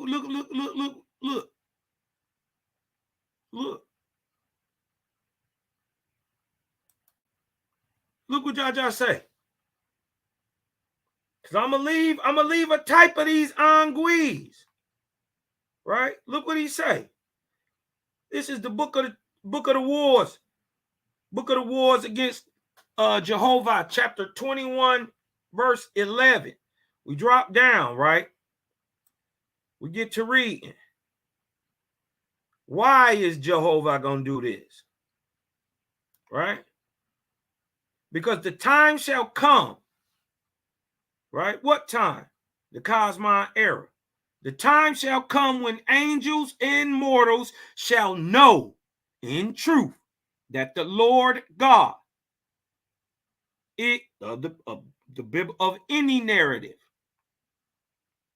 is a false God. Are we not learning this today? Mind you, this is being given during the 23rd arc cycle. This is 6,000 years ago. This is prophecy. Listen, the time shall come when angels and mortals shall know in truth that the Lord God is a false God and a vainglorious usurper. Why? How are you going to do that? How are you going to do that? Right? How you gonna prove that? For I, Jaja, right, will leave one race of Ahoans, the large copper-colored people, right, that look like this. Copper color with long black hair and coarse, and their skin is brown and copper color, right? So he said, I'm going to leave one of these Ahuans, the Anguis, on the earth in North America. He is the North American Indian. Now look, beyond the fact that Owaspy is the only book spiritually that has any spiritual connection that says it is tied to the creator of the universe, sun, moons, and stars, anywhere ever that has told you that these black skinned, copper-colored negroids with nigger hair in America is of the ancient stock, but I left them there on purpose to prove that God is a vainglorious usurper. Why? Because in later times, I'm going to breed up Cosmon Cab. In later times, I'm going to breed up Selah Shalom. In later times, I'm going to give you a little sprinkle of this Daryl Cosmon. In later times, out of the house of Israel, I'm going to bring all fourth of them with Malachi Maccabee. Huh? But it's ancient Ahuan stock. This the same stock that produced Moses, the same stock that produced Abram, the same stock that produced Zarathustra, Brahm, Yeshua, huh? That stock. I'm going to leave a group of them niggas from the beginning of time ain't never been nowhere. I'm going to leave them in North America, specifically. Till when? Now. Even till the era of Cosmon. Huh? Well, stop worrying about niggas trying to despoil you, right? And kill your race off. I'm gonna tell you they can't. Why? They even gonna be here till the era of Cosmon. Cosmon is over in 3,000 years. Y'all niggas late. You're 175 years late. And you done came up out of slavery, and you think they can wipe you out now when they couldn't then? It's fear, y'all. That's what they trying to pump. Owaspy is breaking them mental chains, right? Breaking the indoctrination of religious and racist science. Jaja say, on purpose, I'ma leave a nigga who copper color in America with black hair. The good part is there is only one people in America who fit this term, and they are not what we commonly call today Native Americans. This is not hate. This is the truth of things. And this is why they don't want us to bring this out. This is why they hating on Owaspy. Because the faithists are about to change the game. The only reason that the Aboriginal paradigm hasn't shifted is because the faithists hasn't started pushing it.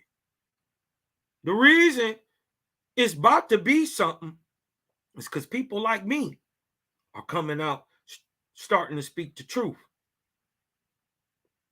You know, letting them know that they totally disenfranchised our people and then hide and lay it and paper genocided us multiple times. We fought and fought and fought and fought, and now we here. The Creator says, all things shall be revealed. What was dark will be made light. And what was light will be made truthful like the heavens. It'll be made crystal clear. So that's what we see is happening. This is the so-called information age. Y'all think it's just man rising up on his own. No. The light is turning up. This is why everybody talking about being vibratory in these times.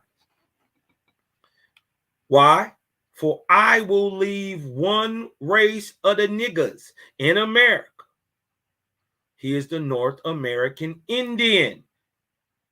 Notice they didn't say the Native American.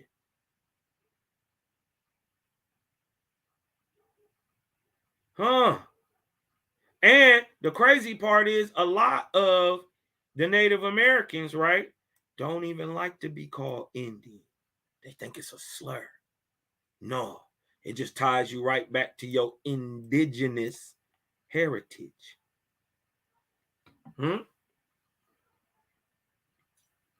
Shout out to my young brothers, Big Aboriginal Power, man, A1, Chief Holiday, Hawk School, legendary Top Cats and Jaguar Olmecs and the research guy, the Aboriginal research guy, man, Dane Calloway, man, all the young brothers is getting up on it. But the reason that they not winning is because they're not focused behind the creator, the great spirit. How are you an Indian? You ain't even an Indian. I don't care what your roots say. Nigga, you could be tapped in, straight back. You could be Chief Mucka Mucka, the grandson of Chief Mucka Mucka, nigga, straight out the Slapper-Ho tribe. It wouldn't matter because you ain't an Indian if you ain't tapped in with the great spirit. This is what happened to the people. They lost sight. Christ start coming in there. You dig what I'm talking about? And he worked that God spell. He did that old Christian magic. You dig what I'm talking about? Put the woo-wop down. That's what we call it, the woo-wop Willie. You dig what I'm talking about? Look up, you ain't got no money. You dig what I'm saying? So we find Jaja telling the world, telling y'all in the Cosmos era today, I left one group of these people in the world to prove, to make a point that man never thought of this stuff. And this is why y'all think, or why they think, or at least they tell us that the American Indian worship services are very much similar to those of the Hebraic. Don't they always say it? Well, Israel, praiser of the Great Spirit, in America is called Egoquim, aka Algonquin. So the Algonquin, right, is in a sense kindred to the Israel. Why? Because they both mean Israel and Algonquin, praiser of the Great Spirit. Out of many one. That's what Israel means. That's what Algonquin means, or Egoquim. The ancient Algonquin word for it, or is Egoquim, to be truthful about it. Right? But it's anglicized now, and we say Algonquin. You know what I mean? So I wanted to show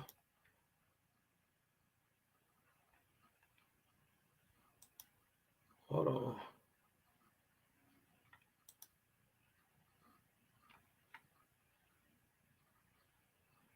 That this is why we got to get past a lot of the racism. Because remember, he said, I'm going to leave a type of Ahuin. in the Americas, right? Like the Ahuans of old. Well, let's go look at the Ahuans of old, right? To connect it to what I'm saying is the Negroidal stock, right? Now, a lot of people are not hip or understand the ancient nature, the truly ancient nature of some of the words they speak, right? And that they not only in modern terms have a definition, but will have a term anciently for it, and then it'll have a spiritual understanding of the word and name and significance all of and to itself. And a lot of people don't realize that, right? So when it comes down to that, and you find out that the Negroidal stock that was left, a type of people that was left in America, right? The Aboriginals, we just found out they're the North American Indians, the Aboriginals, not those of Native American stock. We just proved that, right? So we can't get Indians and natives mixed up, right?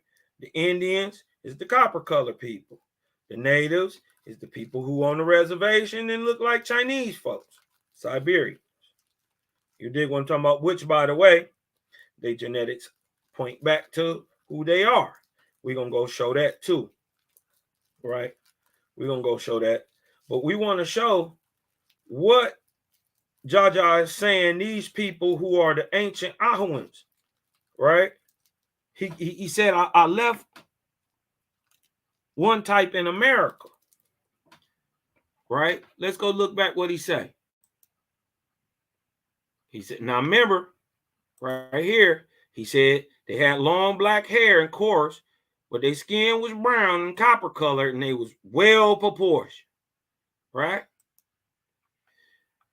Then he goes on to say, for I will leave one race, just one. There ain't no more in the world of Ahuans in earth. Don't nobody look like us. Don't nobody rock like us. We different. They try to say we Africans, but this ain't what I watch. This, yeah, I mean, don't fight me about it. Fight Creator. Creator said, I left one of these niggas that like the old Ahuan stock in North America. We call them the Indians. It's telling truth. The lie is saying that these copper-colored people, these Negroidal stock, and it's only one in America. It's only one.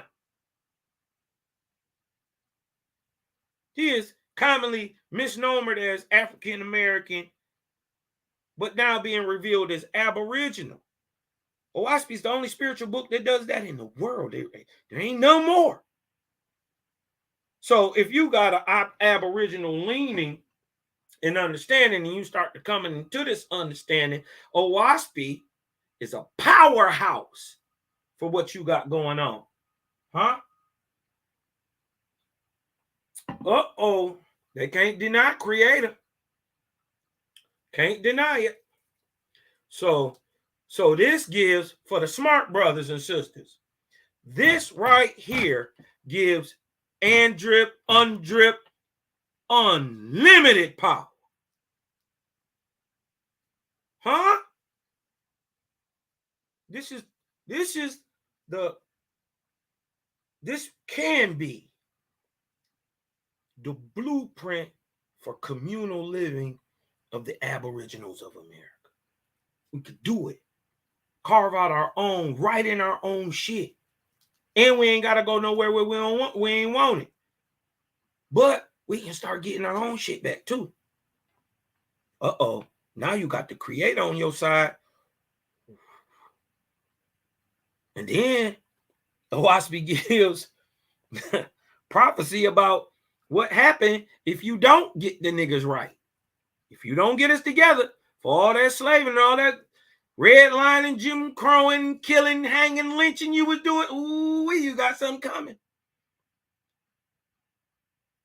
Because he said, I left one of these niggas, these Iowans, on the earth in America, and he is the North American Indian. He black. And he can dread his hair. Even Africa can't do that. Because it got to be long. Huh?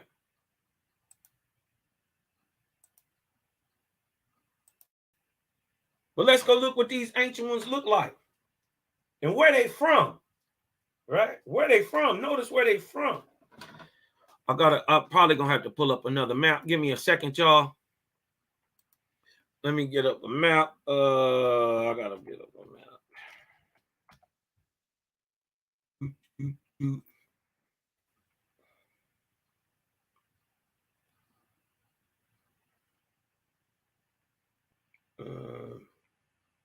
I don't want a map.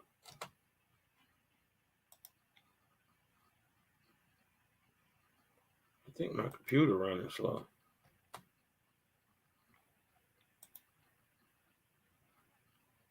I do got a lot of apps open. Hold on, let me try this one.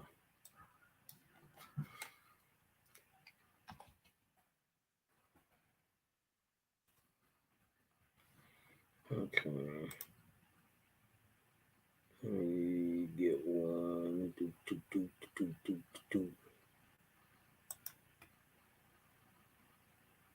Okay. All right. Pretty decent little map right there. Pretty little decent little map there, Cosmo. Let's blow it up for the people there. Okay. Alrighty then. All right, let's go back to this. Okay. Let's go describe these Ahawans of ancient. Right? Now, nestled in between the three great countries, Japheth, right? Hold on.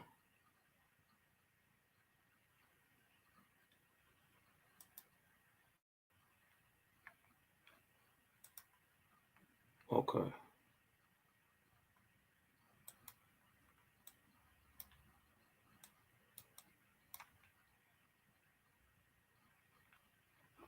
All right. Now let's go look at this. Now, nestled in between the three great countries, Japheth, which is Russia and China, Shem, which is India and Southeast Asia, and Ham, which is the Middle East and continental Africa, right, was located the chief place of the Ahawans. Let that sink in. Let that sink in. And here they founded a new nation, and the Lord called them Persia or Parsi, signifying warrior faithists, because he created them as a shield to create a shield to guard his chosen, the Ions. And the difference, now listen, the difference between the Ahawans and the Persian, right? So all Persians are Ahawans. What's the difference between them? Is that the Ahawan live scattered about the Ions, about the little people. But the Persians lived in nations and cities by themselves.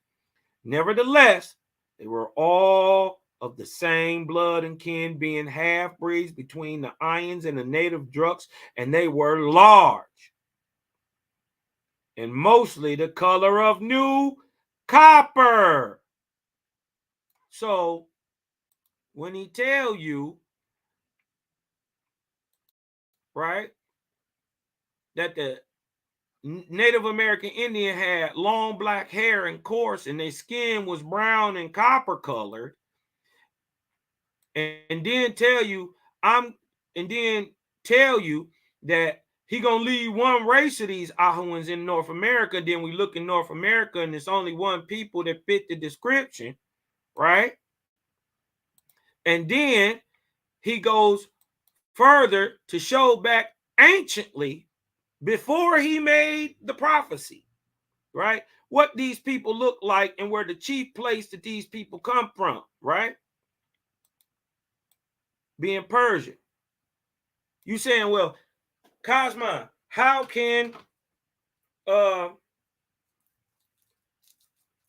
are you saying that the Native Americans are Persians or Aboriginal Americans are Persians? No, he's saying I'm keeping one of the Negroidal stocks, the Ahuans.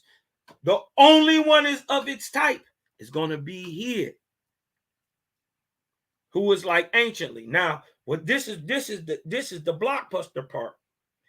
These same Persians, this Ahuan stock, right, go on to produce people like Abram.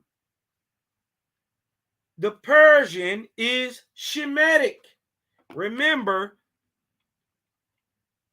let me show you.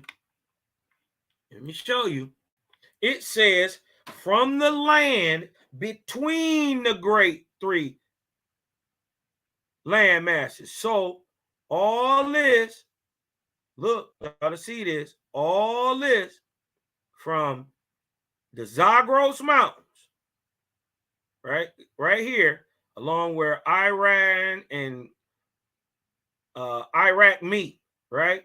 All up here, all the way into southern Georgia, all the way up here. This is called the Caucasus. Down here, running down here, this is called the Zagros Mountains. Right? Everywhere continents touch, mountain ranges pop up. Right here is the Zagros, which splits Ham. Hold on.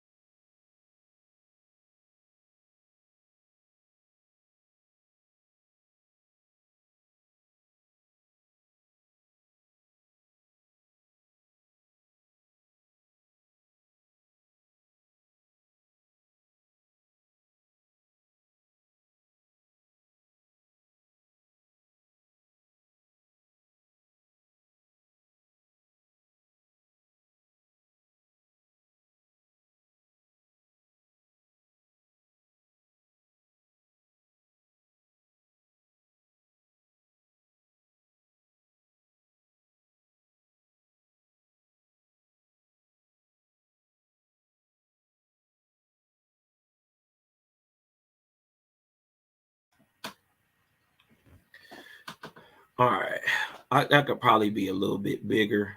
Let me see if I can blow that up just a little bit more.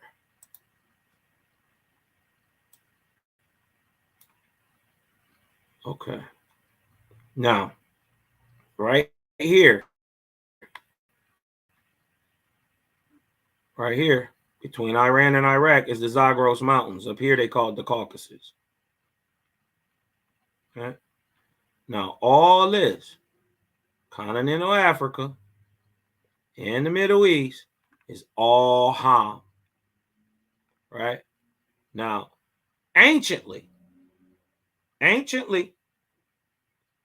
all Iran, all up to Kazakhstan, all down here in India, all down here in the Southeast Asia, all down here into the islands is all Shem.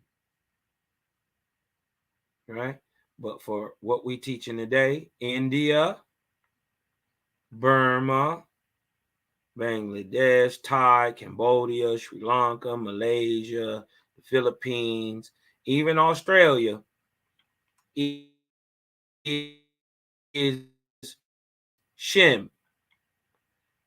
And it's why they say that many of the American Indians, right, share a phenotype and blood type with those of South America and Mesoamerica and the Negroids of America in Guatemala.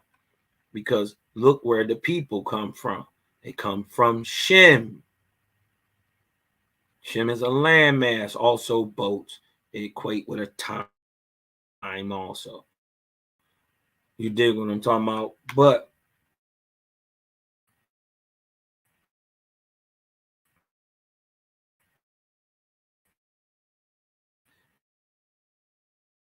we're talking about the land, Ham, anciently Shem, and Yaphet. Look at Yaphet. China, Russia, Kazakhstan, all that shit. All this shit. Mongolia, Russia, all this is Yaphet. Massive. All the way over here. Russia, Mongolia, China, all this is Yaphet.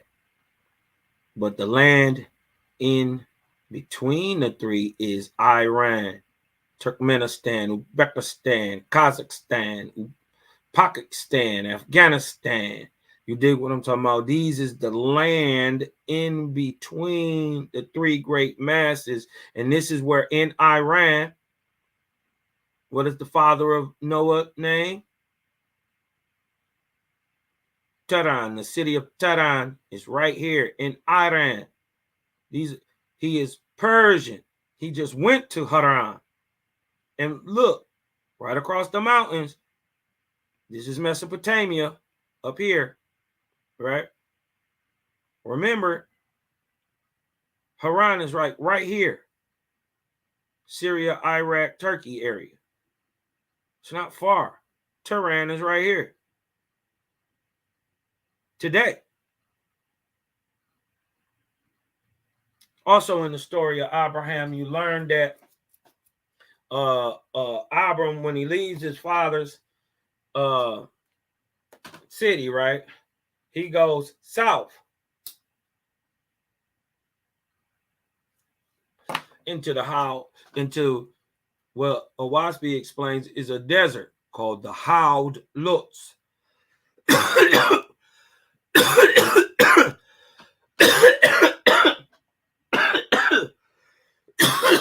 Some gas. Dang. Gotta pump my brakes on that one. That thing, that's 93. Ooh wee. Why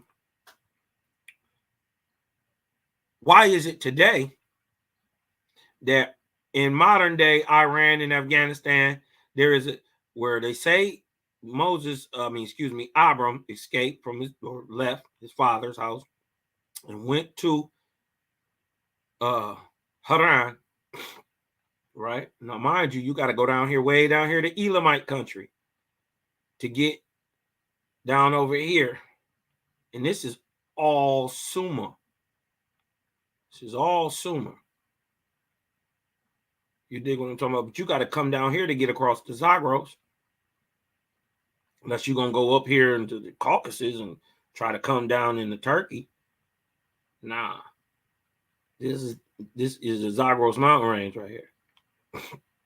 But the land in between where the Ahuans come from is ancient Persia. So Persian equates to Negroidal. Out of this Persian stock, we get Phoenicians, who are Persians who migrated to the Sinai, right here, or to Canaan. They are Persians who migrated to Canaan. Sound familiar? Abram was a Persian, Shemitic. Remember, he's not Hamitic.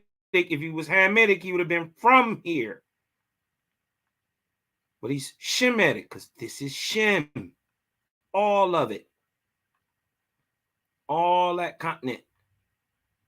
Above and underwater. Is Shem. And is Negroidal.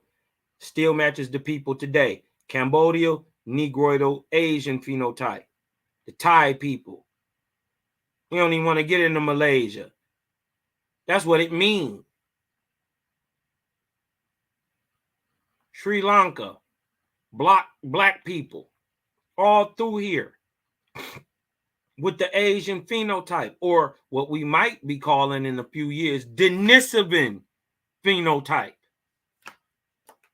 We might be, science is, well, anyway, they saying the nigger stock, the people who go on to produce the Israelites, come out of here.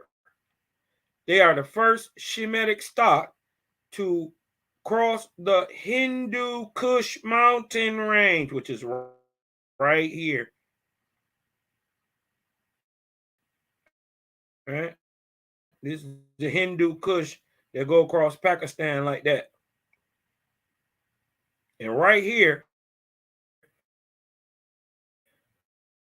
where the three, right where they meet, right up in here, is the most mountainous region in the world. The tallest are right here in the world. The most and the tallest. These are called the Himalayas. Why? Because it's buttressed between three great continents. 4, if you really want to think about it. But this is Europe way out here. This is Europe. It's the European continental plate. This is the Japhetic continental plate. This is the Shemitic continental plate. This is what they call Persia, but it's a mesh of the chunk in Africa. And right here in the mix and melding pot is where they say niggas who go on to look like Abram, Moses, Yeshua, look like the people in America.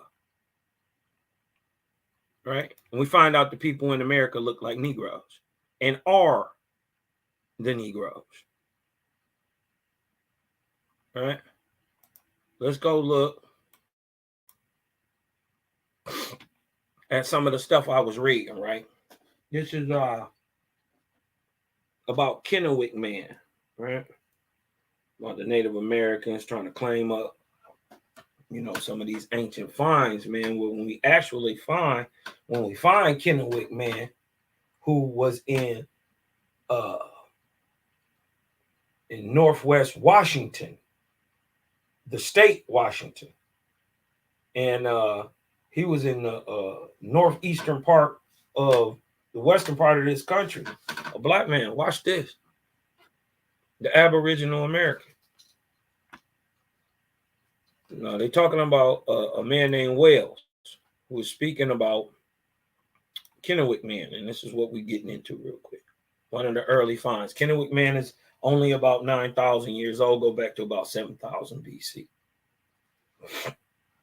Wells covers the presumed first 2 waves into North America as indicated by genetic corroborative linguistic evidence. The latter being from exhaustive studies by Joseph Greenberg for Kennewick Man.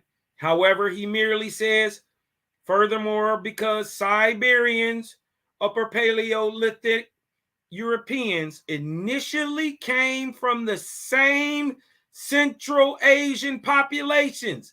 I got to ask that question. If the Upper Paleolithic Europeans and Siberians come from the same Central Asian populations, how could they be Americans? That means you're an immigrant. I mean, you migrated here. They probably started out looking very similar to each other. Like the modern day Russian? Is that the mix between the Mongoloid and the European? Hold on. I want to just ask the question. I want to show you somebody who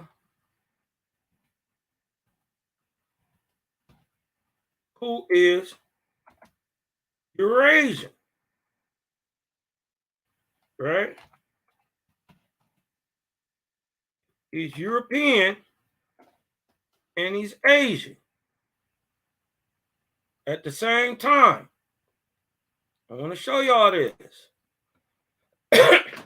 This is professional boxer. He's a Russian boxer, a champion, a beast. He just beat Canelo 2 times in a row, man. Beat the brakes off Canelo. Made it look easy, too. He is a Russian. This is Dmitry Bivol.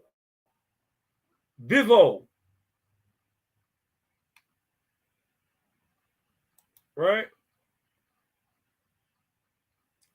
It says that initially the upper Paleo, furthermore, because Siberians, Yafet, and upper Paleolithic Europeans, still Yafet, right? If you ain't got past Russia, if you going past Russia, okay, well, let's give it European. They fully European, right? Furthermore, because Siberians and upper Paleolithic Europeans initially came from the same Central Asian populations, Central Asian, they probably started out looking very similar to each other.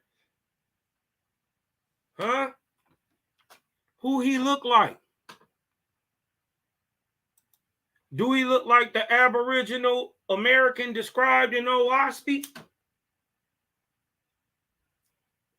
Or does he look more like the admix Siberian or Eurasian phenotype of the European and the Mongoloidal type? Which one of them, the European or Bivo, the Russian, fit the description for the copper-colored, negroidal, black coarse head Ahuan that came from these places? Does that fit Bevo, or does that fit more a Native American? He looked like he could be on any reservation.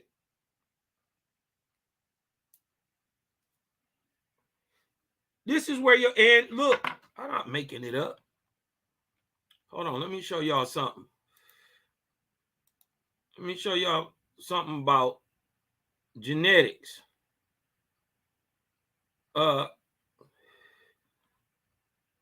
the mitochondrial DNA of the so-called Native American haplogroup, and to show you they ain't us and we ain't them, right? And they are not Aboriginal Americans because their genetics go back to Siberians that predate them. They're the same people. The Native American is a Siberian. He's a Mongoloid. He doesn't come from America. How do we know? Because he don't have no copper colored skin.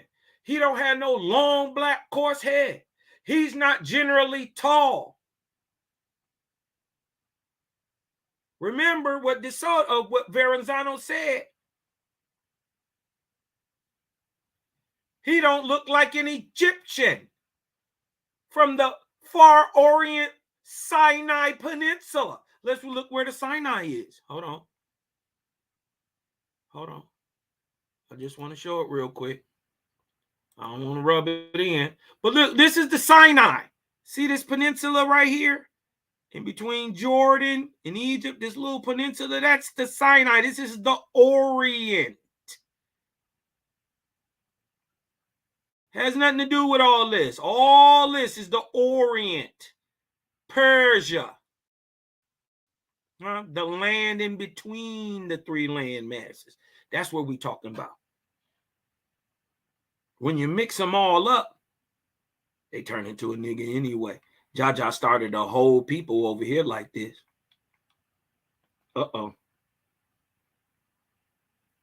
Is this why the old blood dominates almost 100% in America? Everybody else got an A, B, whatever type. Ours is O. Well, you know what I mean? Overwhelmingly, whether RH factor positive or negative.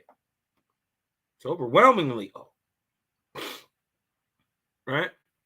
But I want to get back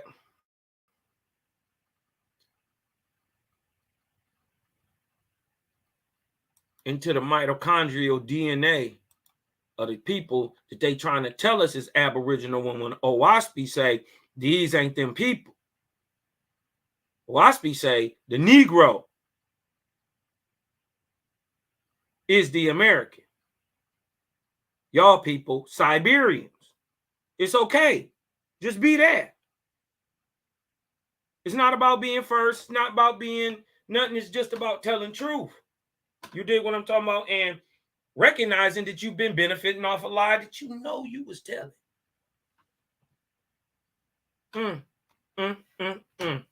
Jaja said all will be revealed. Watch this. I'm going to drop down, right? This is the mitochondrial DNA diversity in indigenous populations of the southern extent of Siberia and the origins of Native American haplogroups. We being very specific, right? We gonna show we not the Native American. And if you do got some Native American in you, that's just because somebody in your family bred with one of the mongoloidal types, which is cool too. You know what I mean? Let me show you right here. Watch this. So we drop down into this. This is this is from the National Library of Medicine, right? Scholarly work. We drop down right into the summary. It says the phylogenetic analysis of the resulting data combined with those from previously published Siberian, Arctic, and subarctic populations from Siberia revealed that remnants of the ancient Siberian gene pool are still evident in Siberian populations, suggesting that the founding haplotypes of the Native Americans, right? The Native Americans, not the Indians. A, B, C, D branches, right? Originated in different parts of Siberia. So you can't be Aboriginal to America. You can't be indigenous to America if your genetic stock it births in Siberia. That's all we saying. So this cuts the Native American out, period, from being, in fact, Aboriginal, and as a fact, and in a matter of fact, American. In fact, we the first Americans. You became American by colonization. We was American born before Europeans ever even got here. That's what we say. It's a difference. Y'all come from Siberia, we from America. But y'all knew that. We let y'all in here. We was family for thousands of years. We was family. And you did some bullshit. You traded on us. And you stole it. You got with your white brother. And you stole it.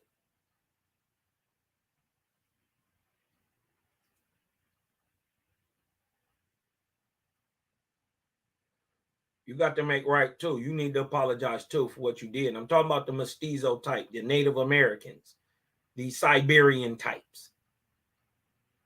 Thus, lineage A complete sequences reveal that the Mansi of the lower Ab and the Ket of the lower Yenisei belong to a A1, suggesting that A1 mitochondrial DNA occasionally found in the remnants of hunting-gathering populations of northwestern and northern Siberia belong to a common gene pool of the Siberian progenitors of Paleo Indians. So before you was Native American, your genetics is already found in the Siberian. So y'all the same people. And this is why, which is cool, because this proves what OWASP say, that you ain't them people. And we can look at you objectively and tell it. But now you can't say it's us being racist. No, it's y'all being racist.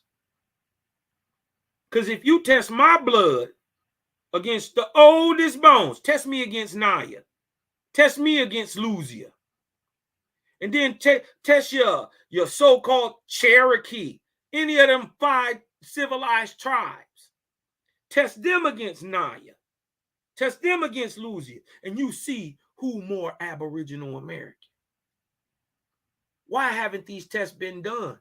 You did tests on Neanderthal and Denisovan. Why haven't you done the Australopithecus, first of all? And why the tests for quote unquote, quote, African Americans ain't been done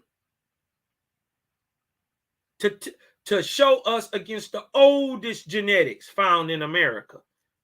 Because we saying it's a whole new paradigm. Y'all better get with it or get left. We proven your so-called Native American wasn't even here. He's Siberian. So who was here? Jaja say they copper color. Had long black hair, coarse, and their skin was brown. Huh? Beautiful people. Symmetry. They came from everywhere. Even in Siberia.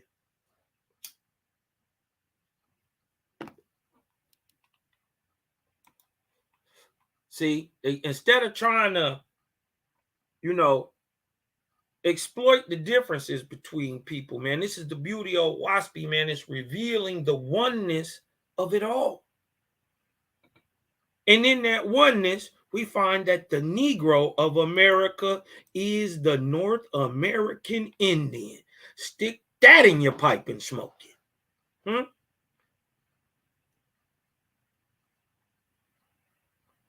We'd improved genetically. Remember, they the A blood types, right? Hold on. Let's go back. Let's go back to Kennewick.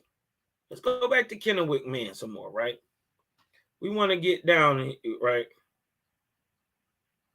And see what they've been saying and now show what science is saying. Right? Watch this. Wales covers the presumed first 2 waves into North America. Is that showing? Hold on, my bad. Let me blow that up. Y'all. My bad.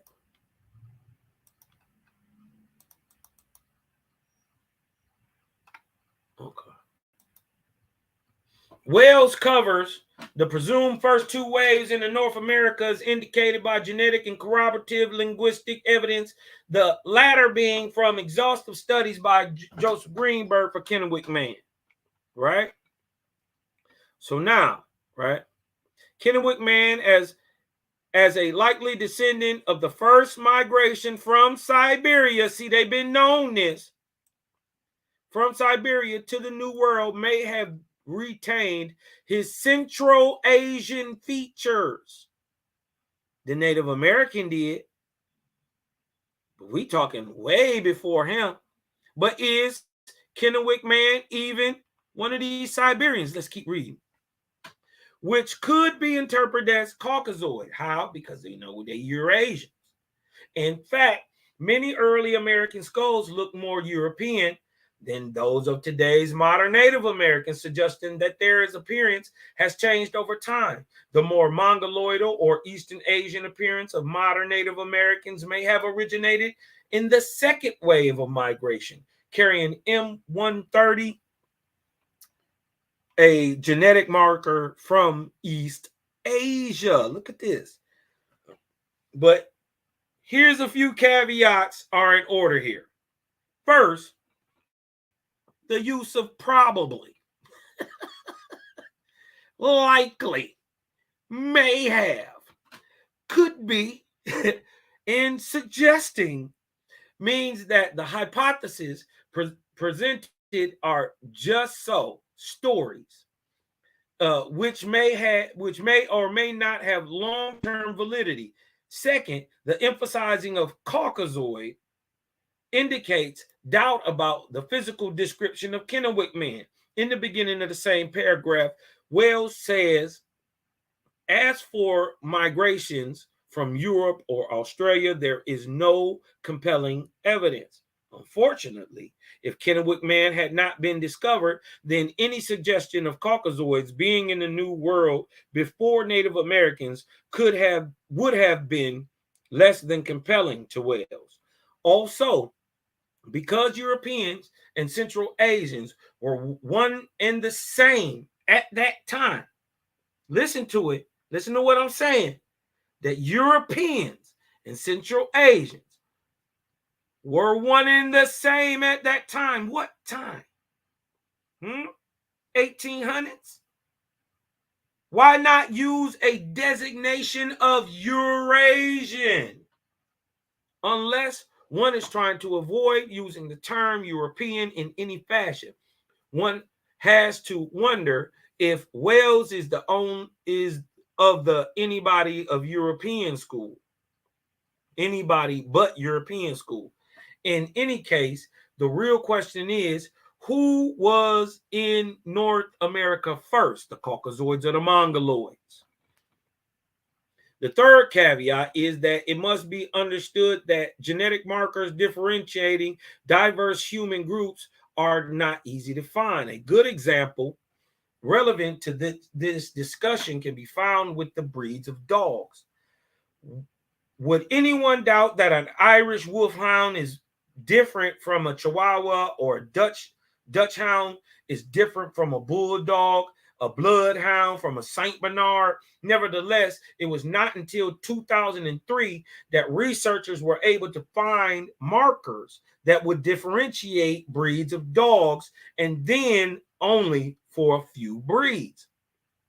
Molecular genetics, in terms of markers, is still in its infancy.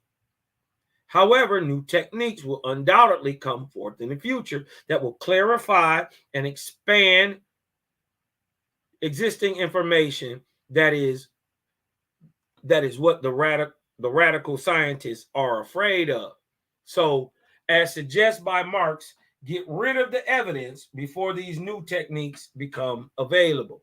Lastly, the comment that Native Americans may have changed their features because Kennewick Man sounds positively Lamarckian or superficial and deserves more speculative discussion as to how this may have occurred than what Wells was willing to give us. In fairness, one does have to understand that Wells is speaking as a molecular geneticist about genetic markers, and not as a physical or cultural anthropologist. But as do his colleagues, he will cherry pick. Look at this. He will cherry pick from others, cherry pick the data from others' fields if and when it suits him. The last media example is a documentary called The Real Eve, narrated by Danny Glover.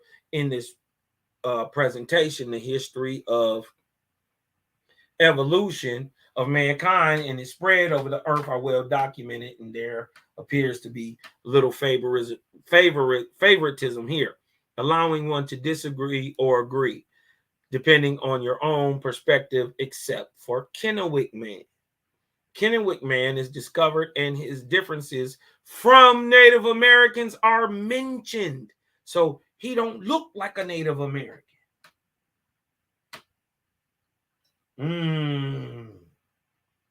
But y'all trying to claim him up as Native American. Why? Because he actually predates you being here. Uh-oh.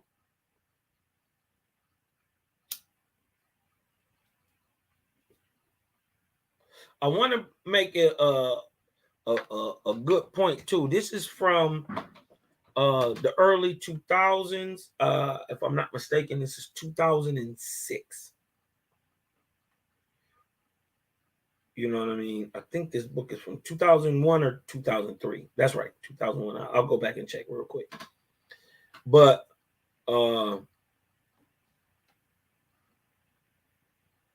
Kennewick Man got major differences from Native Americans, right? And are mentioned in this. However, the graphic depiction of Kennewick Man's death in dynamic chase with Kennewick Man fleeing Native Americans was misleading, huh? The Indians were dressed as plain Indians with war paint, buckskin clothes, and feathers in their hair. I wonder how the advisors to this production knew that this was how Indians dressed 9,000 years ago. He asked a good question. How did you know that's how they dress? Huh? Because what happened was, what they found out was Kennewick Man was killed by Native Americans. How do we know? One of their spearheads was left in his bones.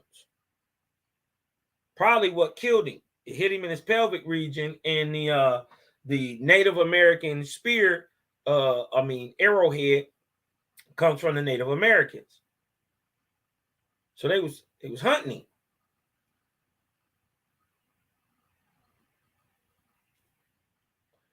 Also, after the Younger Dryas. Remember, they can't get here before Younger Dryas.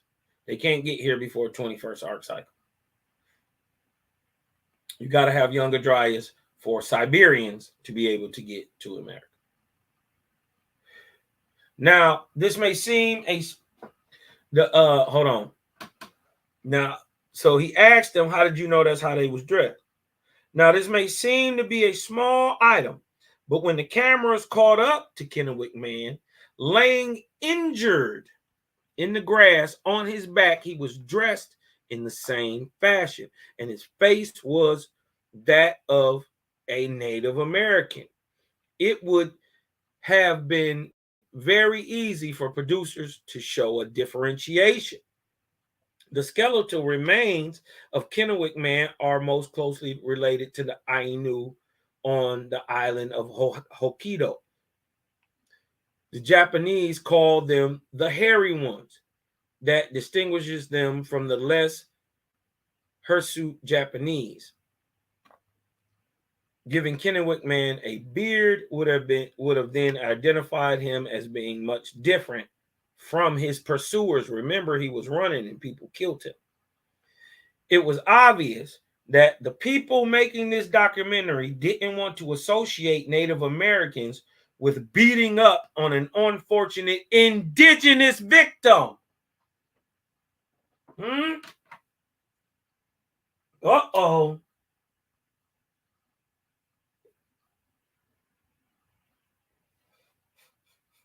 Friends turn foes. Seem ain't nothing really changed. Frankly, from the way the action was presented, I couldn't tell the players without the scoreboard. Or I couldn't tell the players without a scorecard. Another oddity for which I am awaiting an answer is the spear point. In the documentary, the spear was thrown at Kennewick Man. I have bow hunted and taught human anatomy. I find it difficult to believe that a thrown spear could have enough force to be embedded in the pelvic bone of the victim. A mere reasonable scenario would be that his pursuers had caught up with him and stabbed him at close range while he was lying down, hard enough to penetrate bone. If my just so story has merit, it means that he was viciously finished off on the spot and had other more lethal soft tissue wounds that probably killed him in the end. Those wounds would not necessarily be evident from the skeletal remains.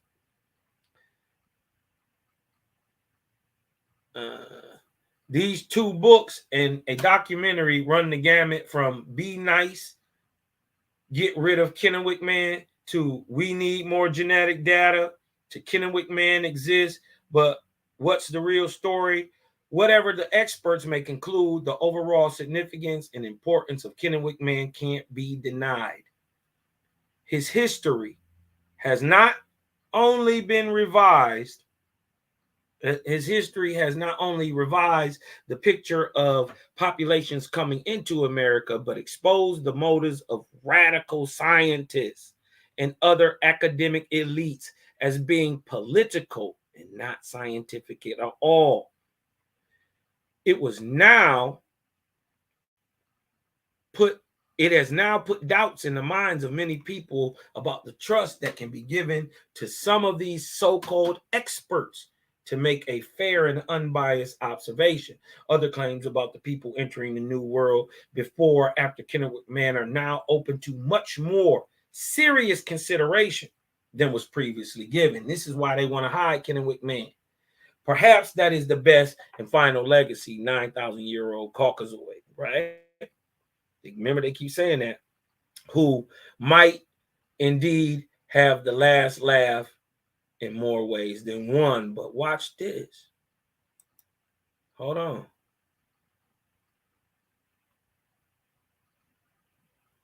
Watch this. Uh-oh. Better. Oh, they sick about it.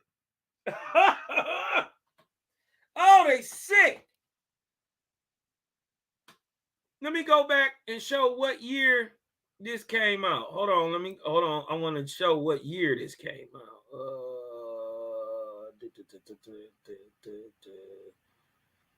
2007.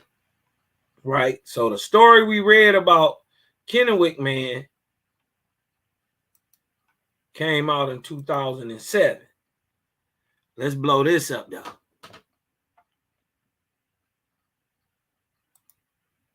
Let's blow this up.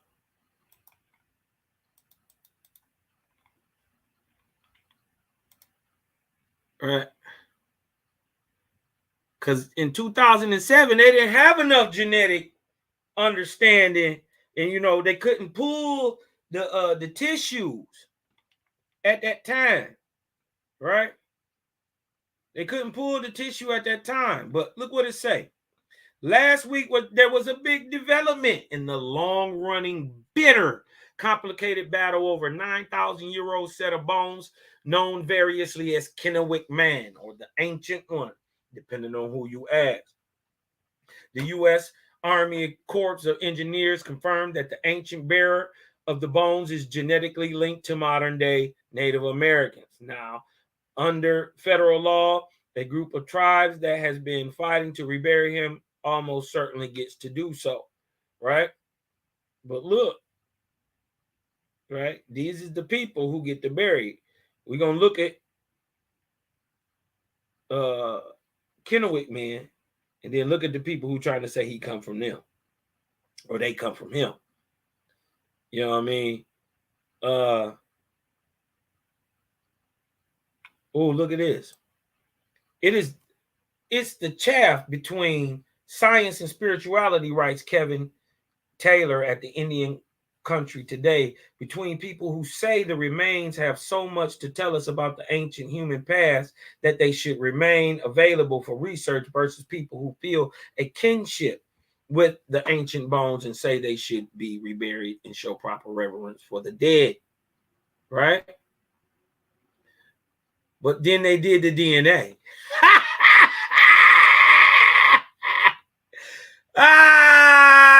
It's finally over. They was trying to say he was a Caucasoid. They was trying to say he was a Native American.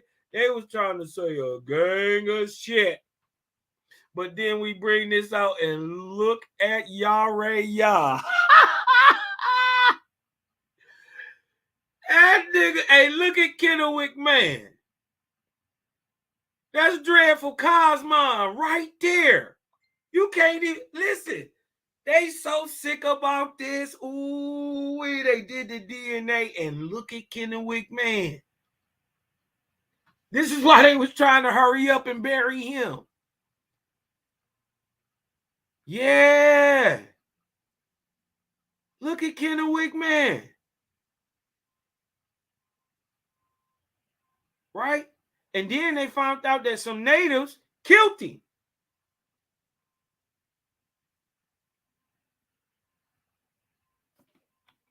Look at that. I know him. That's Dreadful Cosmon. Right? I know that, brother. I think this is going to be, you dig what I'm talking about, very revealing.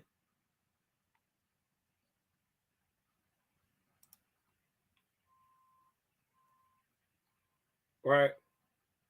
And to go a little, show a little further, right? And to go and show a little further about the genetics. Because they always say, man, y'all always trying to run away from the genetics. No. Now we know how to use the genetics. You dig what I'm talking about? Sometimes it ain't about what you is. It's about what everybody else ain't. You dig what I'm talking about? I can show you not me. I know you not me. And regardless to whatever you think I am, I'm just going to show you your difference from me. So you can't be what I am. See, Owaspy is coming to turn the game on its head. Right? This is the DNA, right? Look at this. This is from Science Nordic. DNA links Native Americans with Europeans. How many times Cosmon told y'all that Y haplogroup, that father's line of Native Americans come straight out of Europe? How many times Cosmon told you these people were Eurasian? And then I show you Dmitry Bivol, right?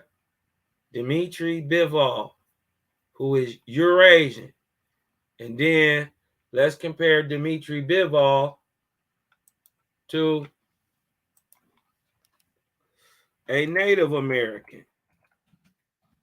Let's look this up. Dmitry Bivol and a Native American bet not look nothing alike. They bet not look nothing alike. That's all I'm saying. Who is he? Let me see. Everybody want to be Cherokee. Let me see.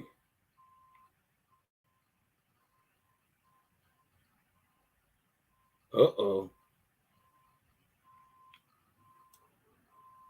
Uh-oh. Uh-oh.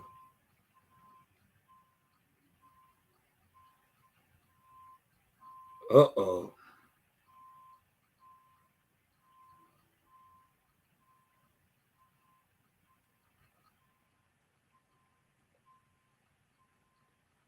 Uh-oh.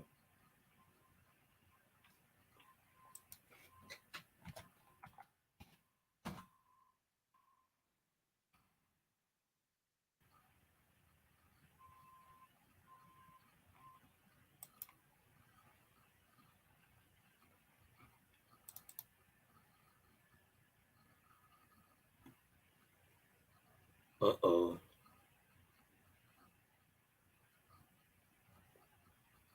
Uh-oh. Oh, this AI. Hold on. I don't like AI. I don't want to do that.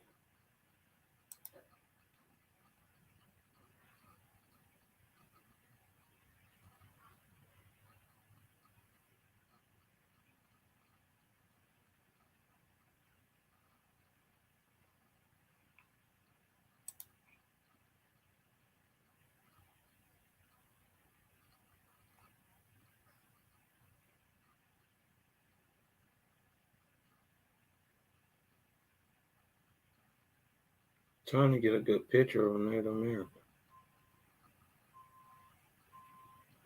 That's not like all.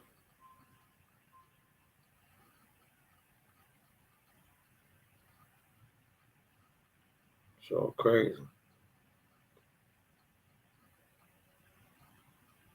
Hold on. Let's go look at the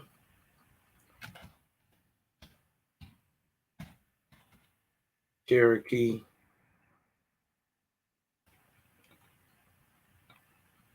Go look at the Cherokee Indians.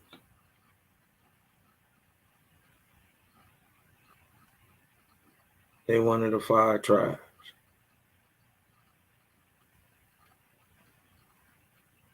These is one of the people who own black folks.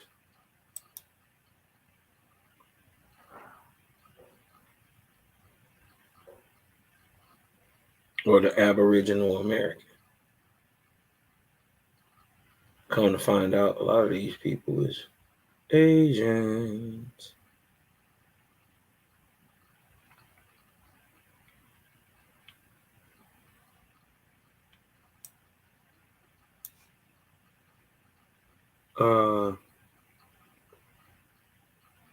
Cherokee Indians today. I'm trying to find a modern picture. Western Cherokee Nation. Okay. I want something modern.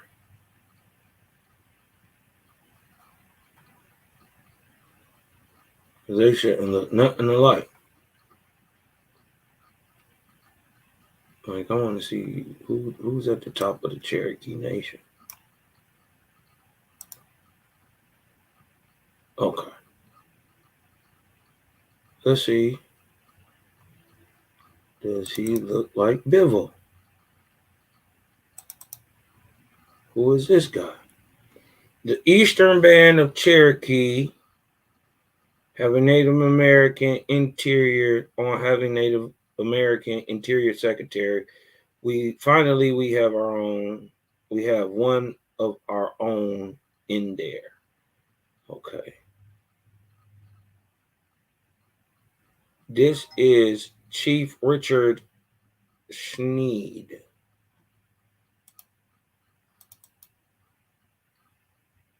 This is Chief Richard Sneed of the Cherokee. Get a look at him. This is your modern day Cherokee. Does he resemble this? European and Asian. Does this so-called Cherokee look like this? So-called Eurasian. Right? I'm gonna leave it there for a minute. If the Eurasian from Russia, right? We looking at the Eurasian from Russia, and the Eurasian and the so-called Cherokee of America genetically match to each other, and then we look at them objectively, and they look like each other. Right? It's not even a stretch. It's actually proven at that point that y'all come from similar genetic stocks, and the genetics prove it. But what it further proves is you're not Aboriginal to American. You're not, in fact, indigenous. There's no way this can happen. There's no way that the Russian should be similar in physiognomy to the Cherokee unless they were from the same general stock. We look at their genetics and we find that they are. So they both are Eurasian, which is what? Hold on. It's not what Cosmon's saying. It's not what Cosmon's saying. This is what the National Library of Medicine is saying.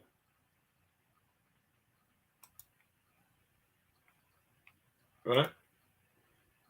And then we go to Science Nordic, and we see that DNA links to Native Americans with Europeans. Well, how can they be Aboriginal to America if you not only got Siberian roots, but you got European roots? Somebody lying.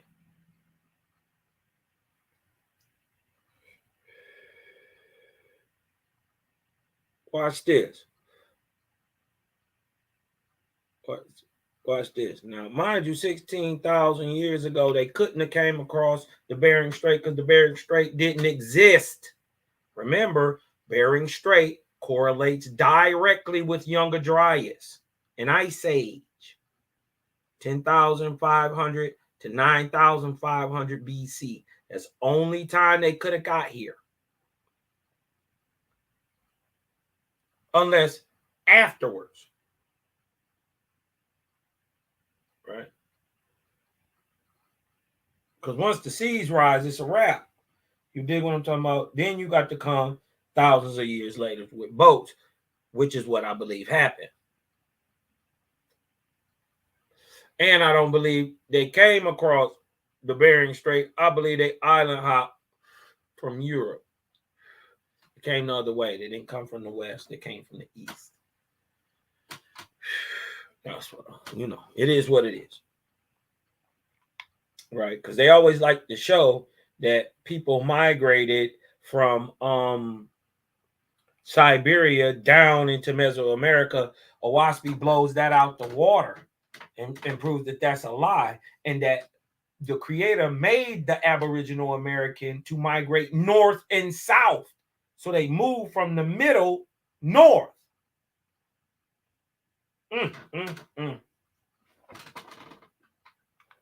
This is why Owaspie is changing on the game. So they couldn't have never even been here 16,000 years ago. That would have been 14,000 BC, right? That's before the Younger Dryas, before the Ice Age. So they couldn't have got here then. Remember, they got to come across this Beringian Strait, right? So look, you're looking at the bones, right? They find this little boy, right? Let's just go down into it real quick. A Danish-led international research team has mapped the hitherto oldest genome of the anatomically modern human, the genome of a boy buried at Malta near Lake Baikal in south-central Siberia some 24,000 years ago. Surprisingly, the genetic material reveals that the boy was European. But he's in central Siberia.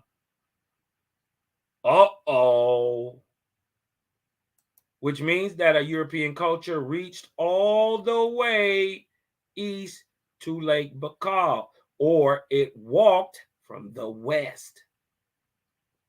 That's what you're catching. You're catching the movement west. The really sensational news, however, is that a large proportion, about a third of all living Native Americans are descendants of the multi people. How? In other words, Native Americans have partly European ancestry, but you shouldn't be no way You shouldn't have these genetics. And they shouldn't show up so prominent in your people if they are new or since colonization.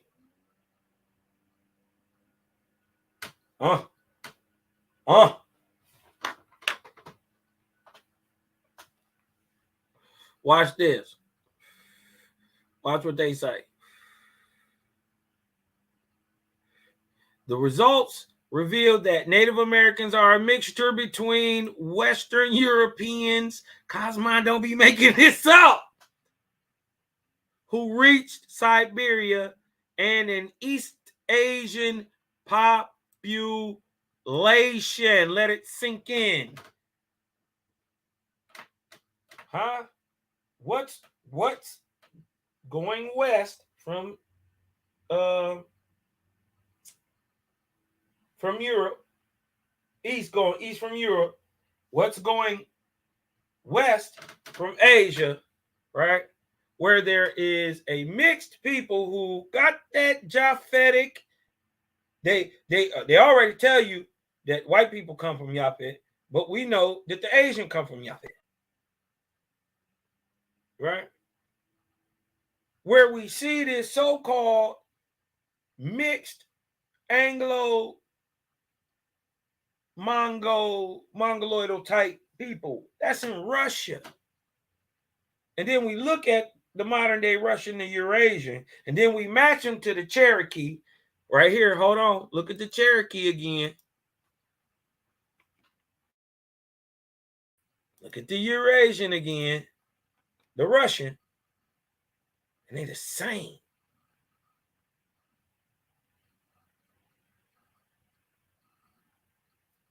Okay, let me get back to where I was.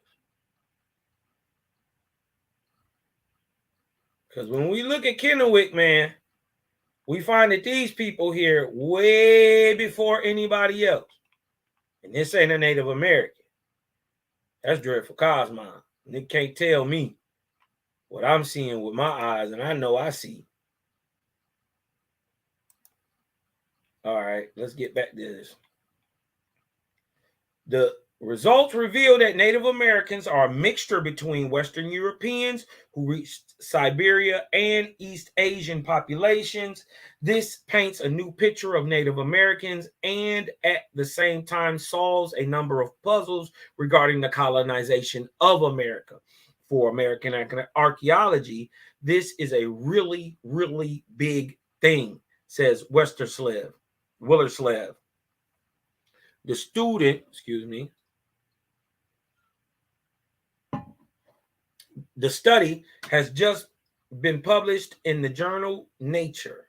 However, the results started to leak out about a month ago after Willerslev spoke about the discovery at a conference in the U.S. Here, geneticist Connie Mulligan of the University of Gainesville described the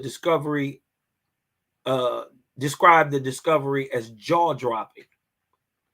The colonization of America has for decades been hotly debated topic among researchers, with one of the big questions being that who the first Americans were and where they came from. They didn't come from anywhere. That is the whole misunderstanding.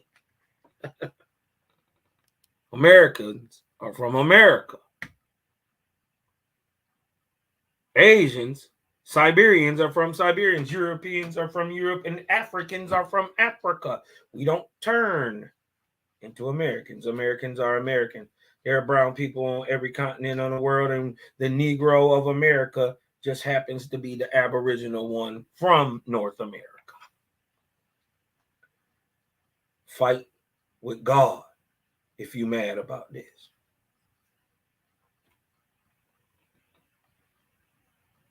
Look.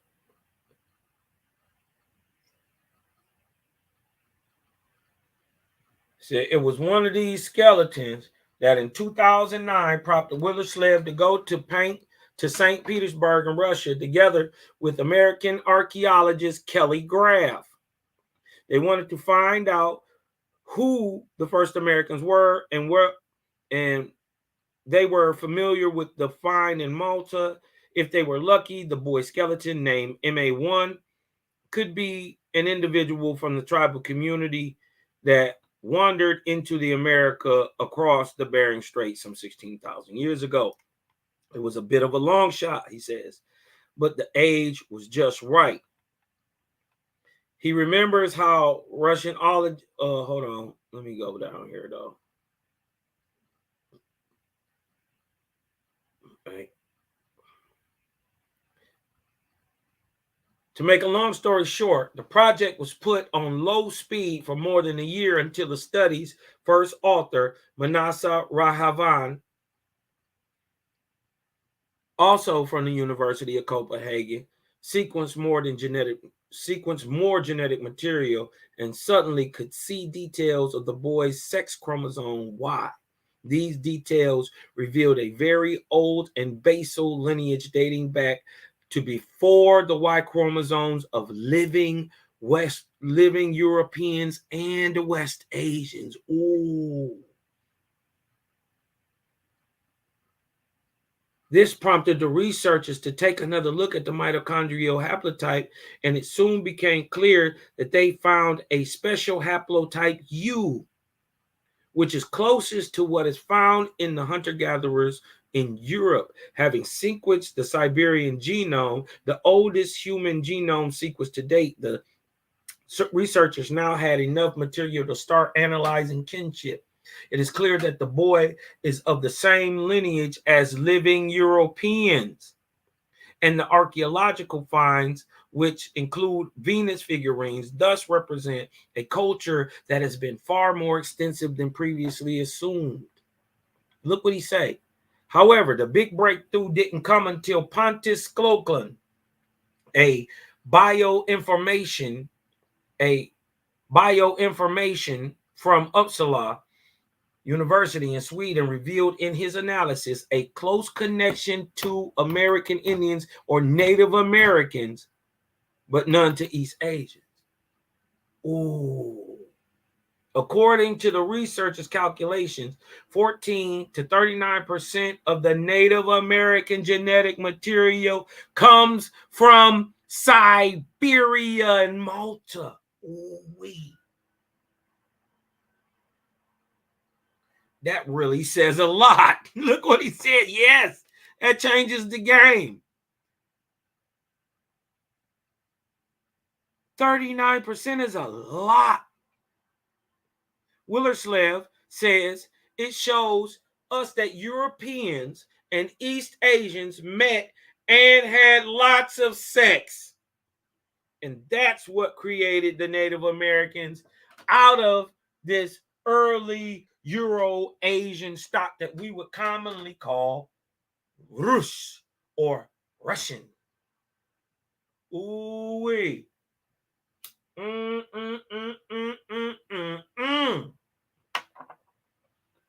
It's tricky. Hit me with a vortex in the chat, man. If you getting a little something up off this, boy. Look. The analysis showed that Native Americans carry about 1/3 European genes and 2/3 East Asian. This reveals a meeting between the two branches of modern man, one branch that followed the east coast of Asia and one that come on, didn't I just say they came from the east? And one that traveled east. Whoo. How long I've been saying that? Let's go look at the definition of American. Because niggas act like words don't mean nothing. You dig what I'm talking about? Let's go look at the definition. This is Webster's Dictionary 1828, right? And the word American. So now, a native or aboriginal of America. It was originally applied to the aboriginals. Dang.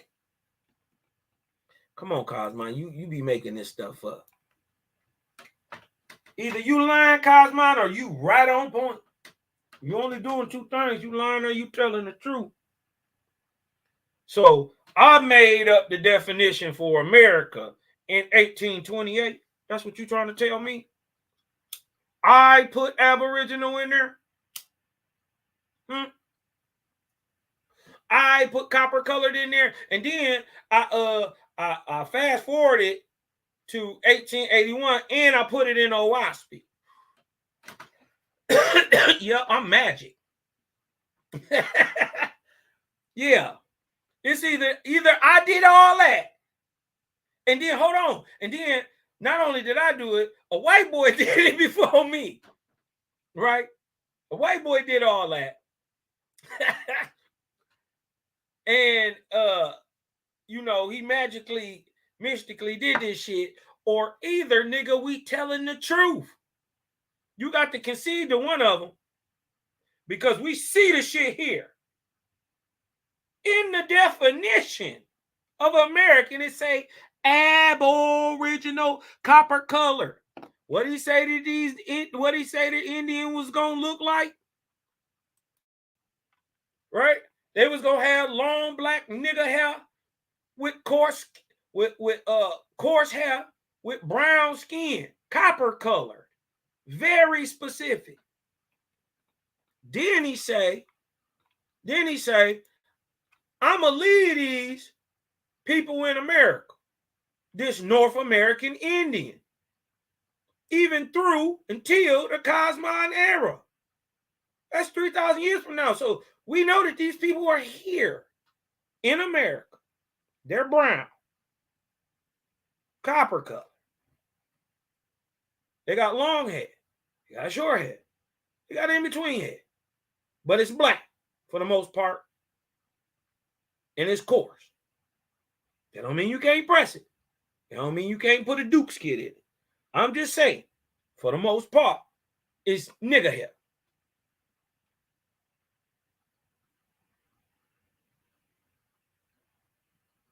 And he said, I did that on purpose. I left one of them. I will leave one.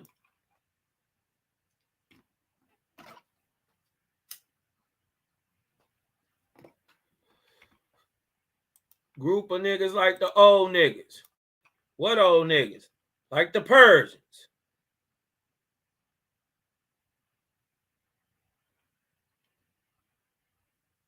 Huh?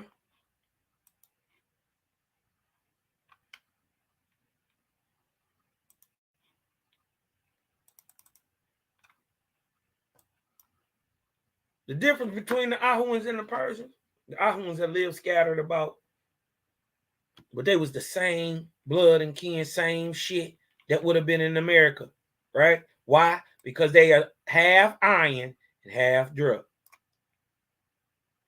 And in America, they the same copper color. How we know? Because the nigga who don't lie said, I'm going to leave one there. And we find only one here who matched this description. And he is revealed as the North American Indian. He is today misnomered as African American. Let it sink in. Then we go back, look at Kennewick Man. Nigga, that's y'all. Nothing you can tell me. Then we see that genetics agree with Cosmine and agree with Owaspy that the modern day Native American is not aboriginal to America because the people are from Siberia.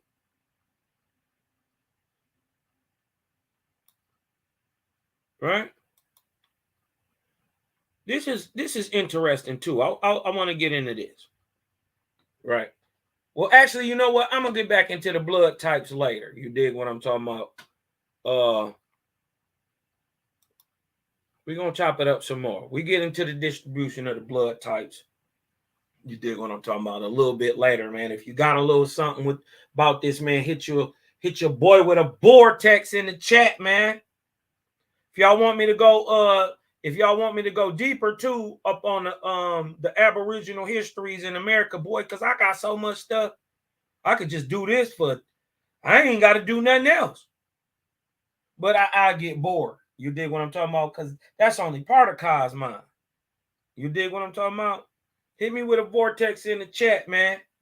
If y'all got a little something up out of this, man. And if y'all want me to keep going on this Aboriginal history, you dig what I'm talking about? Keep going in deeper. Keep going in deeper. You dig what I'm talking about? Showing what I got, man. Hit me with a 7 in the chat. 7 to keep it going, man. Vortex, if you got something, 7 to keep it going, man. You dig what I'm talking about? We're going to put some of this Super 7 in the air. That's what it do, man. That's what it do. See the vortex is coming in. I see the vortex is coming in. Dig what I'm talking about. My dog. My dog. Young Dreadful Cos, man. AKA the Cali Connect. You dig what I'm talking about? Thank y'all for coming through, man.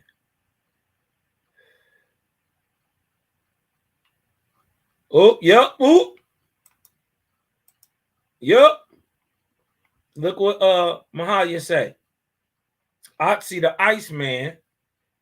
A new genetic analysis revealed that Otzi was a really dark skin. All right. Otzi was a balding, dark skinned man and didn't have ancestors from the Caspian steppe. Look at that. That hint back to the whole being the Caucasus, being from dark people, just like Herodotus say, just like Selassie say, just like Menelik say.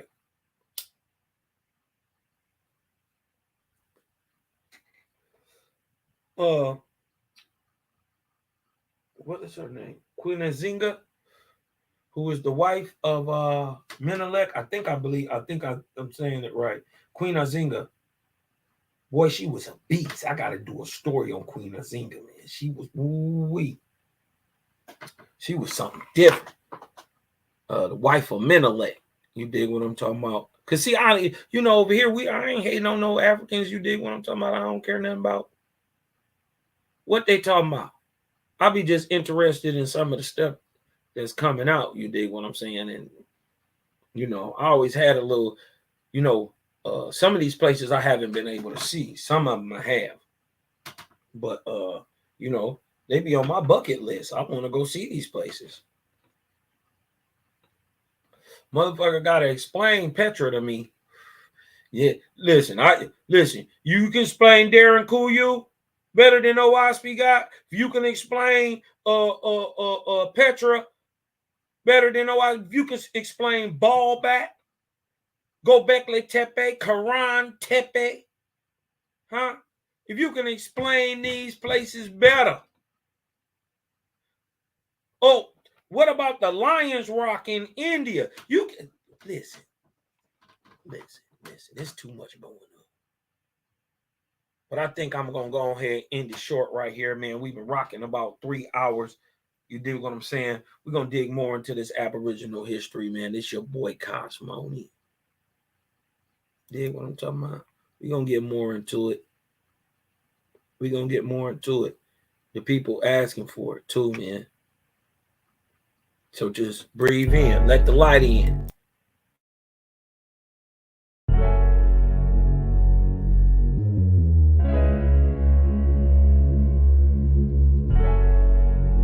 Don't cause mine. Yeah. And yeah. Put that Super 7 in the air. Tell me how you feel it when you feeling up there. When you in the sky breathing rarefied air. When you breathing rarefied air, oh yeah. Put that Super 7 in the air. Tell me how you feeling when you feel it up there. When you in the sky breathing rarefied air. When you breathing rarefied air, oh. Just that Japheth, that chow mein, that papabul, that towel main, since sunset in the arc of Wayne, my brain moving like Tao Sang. So as above, it's so below, that up and that down thing. This flow is atmospherian, I call that a ground game. See, water is knowledge, so if I'm teaching, you're learning. So how your God make a sun without vortexing current? See, the pattern is ponic, I'm reaching out for my people. Oh, watch me flow through your speakers, you feel the force of the ethers. And when the force gets the equal, I'm taking off like an eagle. Police popped the pastor yesterday for pushing put equal. My DNA is Moshe, mix that thing with higher water. My spirit rate is OTN, it's just a higher order. Got more light than Kavita, rap a lot just like Tila. Went from sinner to saint, shout out my big homie Sealer. Got more torque than a sports car, got more work than a door stop. And the 4 million I make, I'm giving the Dr. Umar, oh yeah. Put that Super 7 in the air. Tell me how you feeling when you're feeling up there.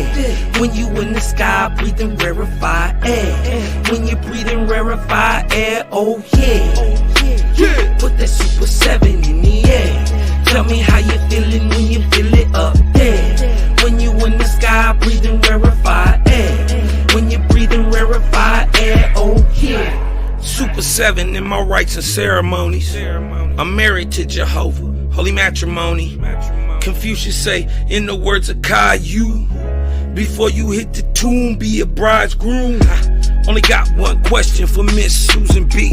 On how to last Ahuin is now a Angui. Blame my inspiration, I'm just thinking thoughts.